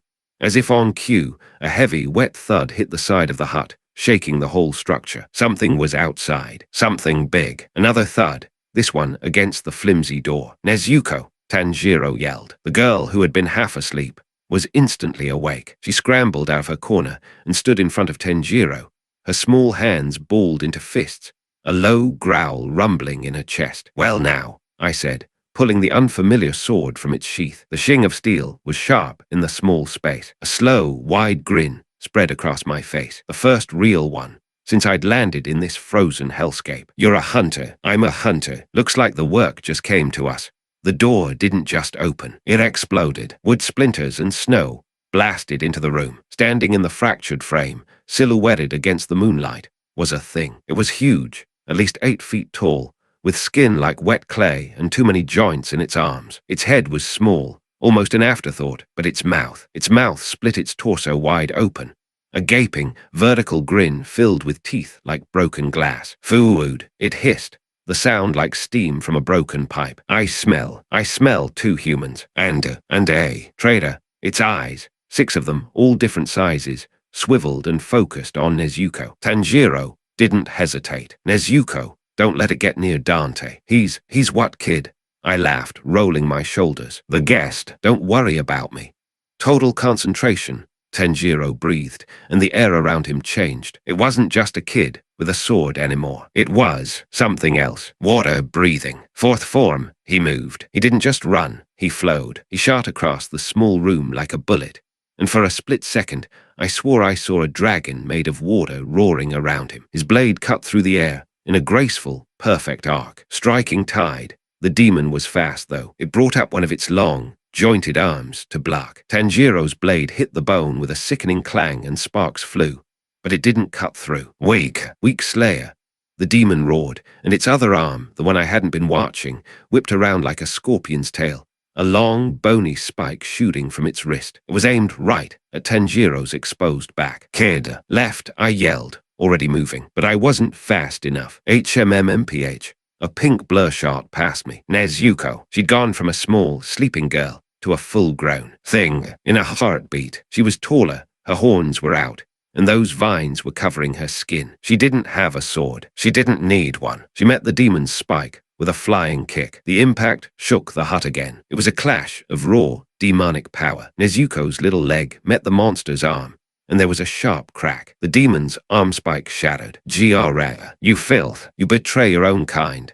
The demon shrieked, recoiling. Nezuko landed, digging her claws into the floorboards, snarling, her muzzle straining. She was pure, feral, protective rage. "Wow," I said, genuinely impressed. "Kid's got a mean right hook. Or a foot." The demon was furious. It ignored Tanjiro and lunged, its whole body unhinging, that massive vertical mouth opening wide to swallow Nezuko whole. "Nezuko," Tanjiro yelled, repositioning for another strike. "My turn," I said, and pushed off. This wasn't some fancy, mystical breathing. This was just speed. In the space of Tanjiro's yell, I crossed the room. The demon's eyes hadn't even tracked me. It was still focused on the girl. "Big mistake. Rule number 1, I said, my voice calm as I appeared right next to its head. "Always pay attention to the new guy." I brought the katana up. It wasn't rebellion, but steel was steel. I poured just a fraction of my own power into the blade, making it hum. One cut. I swung. The demon's head, all 6 eyes wide with sudden, shocked understanding, flew off its shoulders in a clean arc and landed in the snow outside. The massive body stood there for a second, twitching, before it toppled over like a sack of wet cement. Clack! I sheathed the blade. The body began to dissolve. It crumbled into ash and dust, stinking up the place. Silence fell again, heavier this time. Tanjiro was staring at me, his sword still raised, the water effect gone. He was panting, his eyes wide. "Dante-san, you moved so fast." Nezuko was already shrinking, the horns receding, the feral look fading. She stumbled, and Tanjiro was instantly at her side, catching her and rubbing her head. "Good job, Nezuko. You were amazing. You protected us."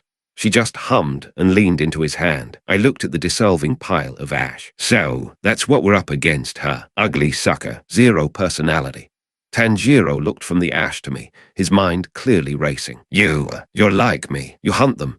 "Yeah, kid," I said, walking over and kicking a remaining chunk of demon ash. "But I've been at it a little longer, and my demons are louder, messier, usually have a better monologue." I turned and faced them. The kid, holding his demon sister, both of them exhausted.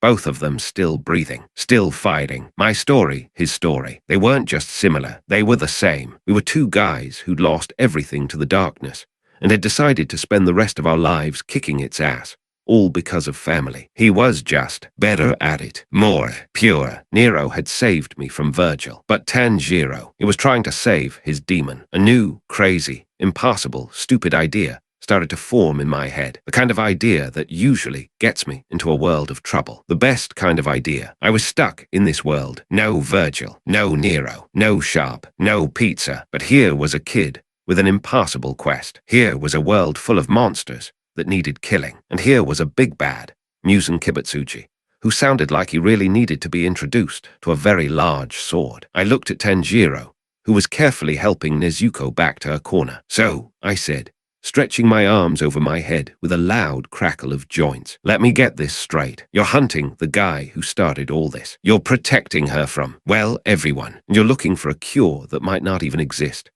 Tanjiro stood up and faced me, that ironclad determination back in his eyes. "Yes, that's my fight." I grinned, a real grin this time, the kind of grin that says things are about to get real interesting. "Sounds like a hell of a job," I said, tossing the borrowed katana in my hand and catching it. "You're gonna need better backup. The kid with the water tricks is good, but he's not that good. And the girl's a powerhouse, but she's a glass cannon." Tanjiro looked confused. What do you mean?" I pointed at my own chest with my thumb. "I mean, the rents do. Anyway, where do I sign up?"